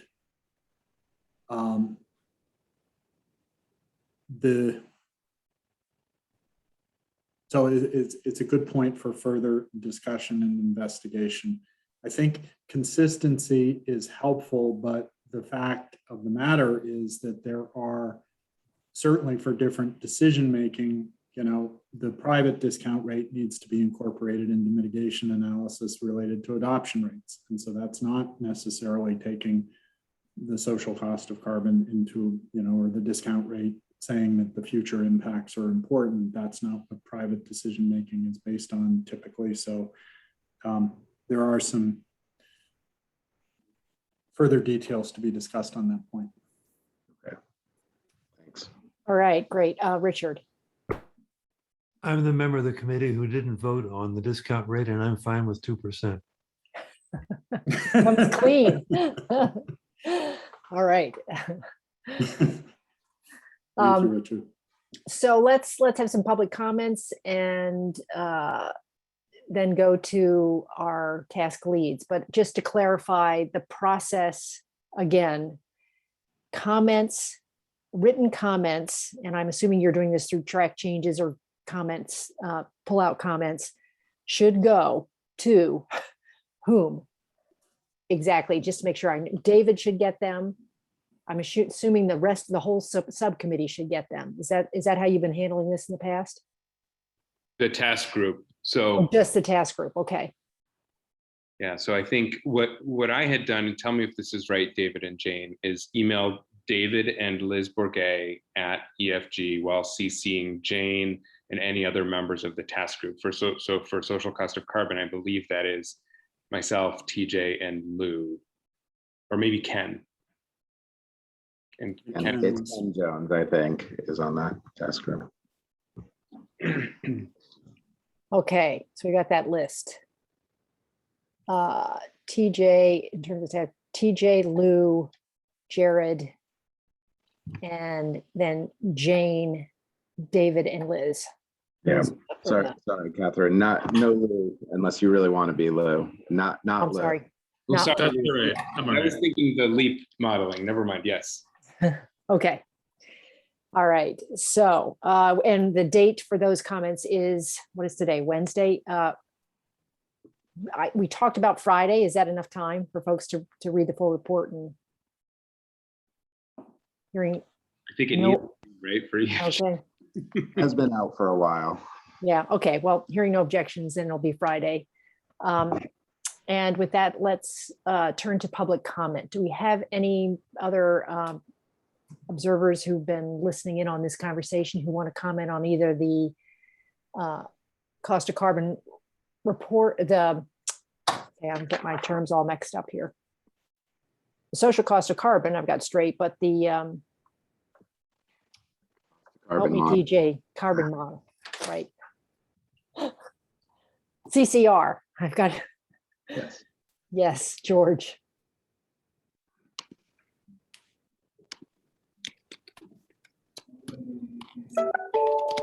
Okay, we can't hear you yet. Mute, unmute. You look unmuted. We just can't hear you.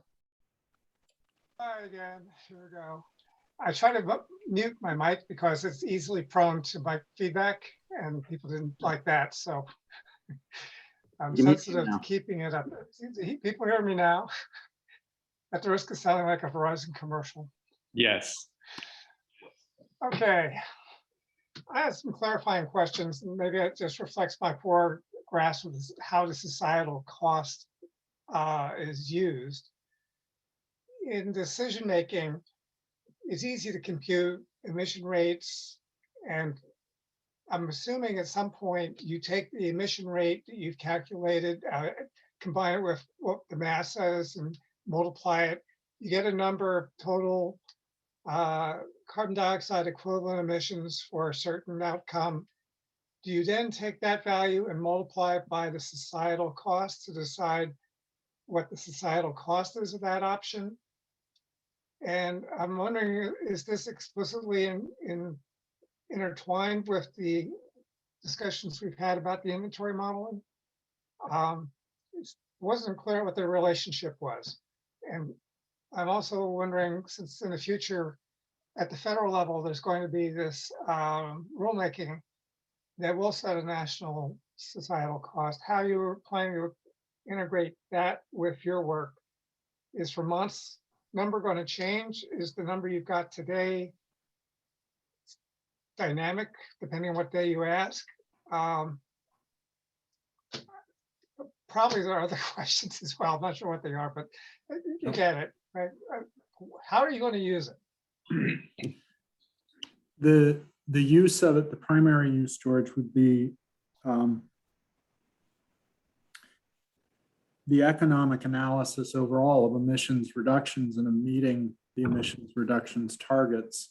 There will be costs and savings, based on the investments, the savings in operating costs for an electric vehicle, or the savings in fuel costs, the additional incremental costs for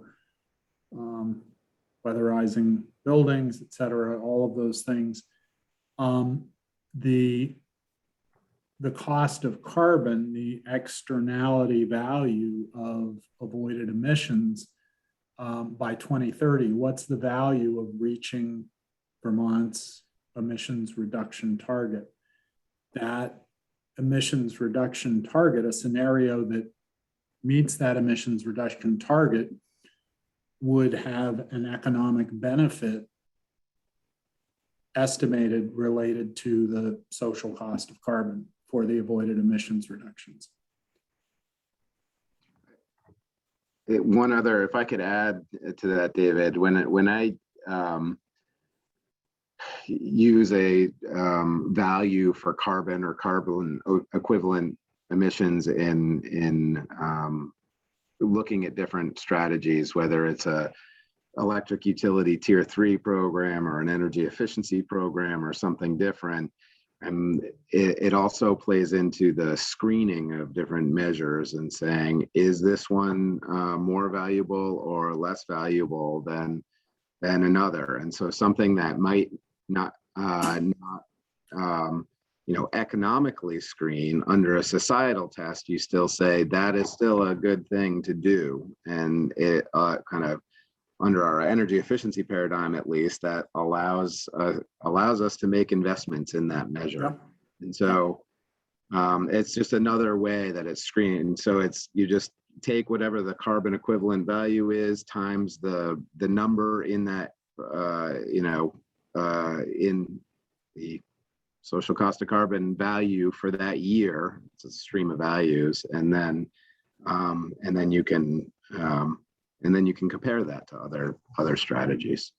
And your other point of the question, George, is this a dynamic value? I think yes, it probably needs to be. The recommendations we're making, I anticipate, although you can't say, but Resources for the Future did the modeling on the IAMs, and the scenario runs for New York State, and they're also supporting the interagency working group. And so it's global-based damages. It's not limited to New York State. It's not limited to the US. And so it may change. It may, the things that Chase was mentioning on the value of human life may impact those or something, but I would anticipate that they would be relatively consistent with what New York State has just gone through. It's also relatively consistent with what Synapse found for the regional study. But as those change, the damage-based values for the cost of carbon may indeed be increasing as the science changes and the impacts become clearer. So it should be dynamic. And what would you anticipate the relationship is to the national level, societal cost? I think that because both are based on the global damages and both are using this method of looking at the three IAMs, et cetera, I would guess, and 2% is the discount rate that they're looking at, I would guess that these are going to be relatively consistent. So I wouldn't expect the national update to come out and be wildly different from this. If it is, then we need to revisit it. So Jared, you had a comment, and then I think we can turn to the task leads.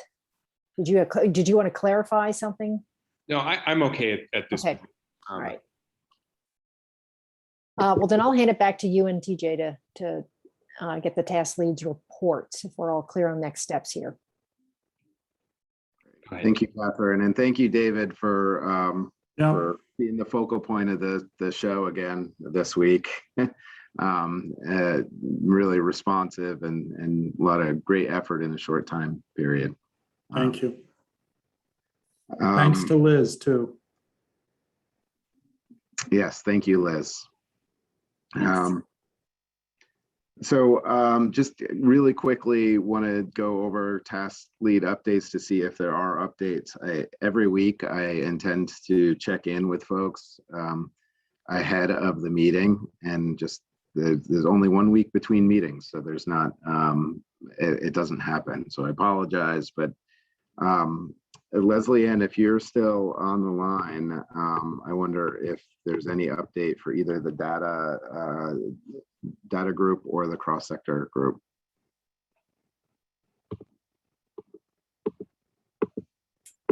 I don't see Leslie Ann on. Okay, yeah, my view just got changed, so I can't see everybody. There we go. Okay, so I think there's, is there anybody on those groups that that would be able to provide an update, even if there is no update?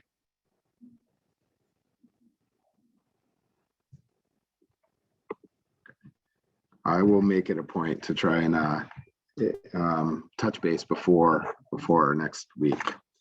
On the LEAP modeling is I believe the other one. The LEAP modeling is progressing. On Friday, we're expecting to have draft mitigation pathways, so the task group can look at those probably Monday morning. They're going to be late Friday, and so there will be, within that, it'll be update to the business as usual reference case. There will be a mitigation pathway, and then variants, if you will. I'm not sure exactly what to call them, with a bio-heavy approach and a in-state, out-of-state electric generation differences. So one will be unconstrained and one will be local electric generation approach. And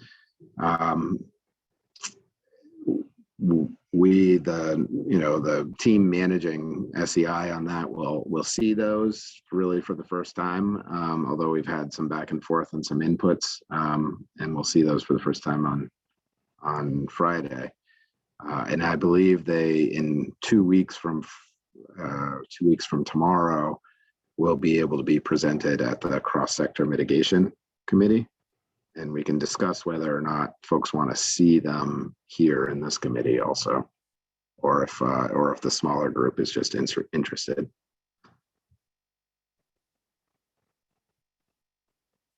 Jane, did you have a comment on the LEAP modeling? So I, as we're thinking about it, I just want to put a pin in for it that David Hill and Liz and I actually flagged a little bit of a concern about sort of how we communicate the modeling that SEI has done for the CEP with cross-sector, and not wanting to sort of confuse them. The revisions changes, what we're doing for the CEP versus the CAP. And so we're not necessarily sure that SEI presenting to cross-sector makes the most sense yet. It might make more sense for, it might make sense to take a different approach. And David and Liz and I are going to talk about that and circle up with you and SEI and others about how to communicate this in the most streamlined way for everybody's digestion. And so you can expect to hear from me on that. And then I'll just say, just for everybody's interest, that the contract with SEI for the Climate Council work, I have the final review from our attorney and business office in my email, and I'm hoping that it'll go out to SEI and we'll be able to advance that contract over the course of the next week. So then we'll have some added capacity there too for SEI to be working with EFG and CADMIS to do this work. That's all I wanted to say. Yeah, thank you. Yeah, I look forward to that discussion. Thanks. I think that covers with the two topics today, the main task groups. Am I forgetting one? I don't think I am. Jared, did you have any last words? I guess I'm just thinking that given that we still want to kind of wrap up, make the recommendations and the next steps on the reports of both the inventory review and the social cost of carbon, and that the LEAP model review could take more time. I would be comfortable with, if it sounds good to you, TJ, and the rest of the committee, with reserving the time for next week to try to wrap up the GHG review and recommendations, and then finishing up the process on social cost of carbon, but then leave the LEAP model review and discussion to the cross-sector committee. I mean, of course, for me, it's easy because I'm serving on that subcommittee as well. I guess the question is there anyone on this subcommittee who wants to review that wouldn't be able to join in the cross-sector mitigation meeting for that part of the agenda? But that might create some efficiencies and ability to, and also for the sake of presenters not having to do it twice.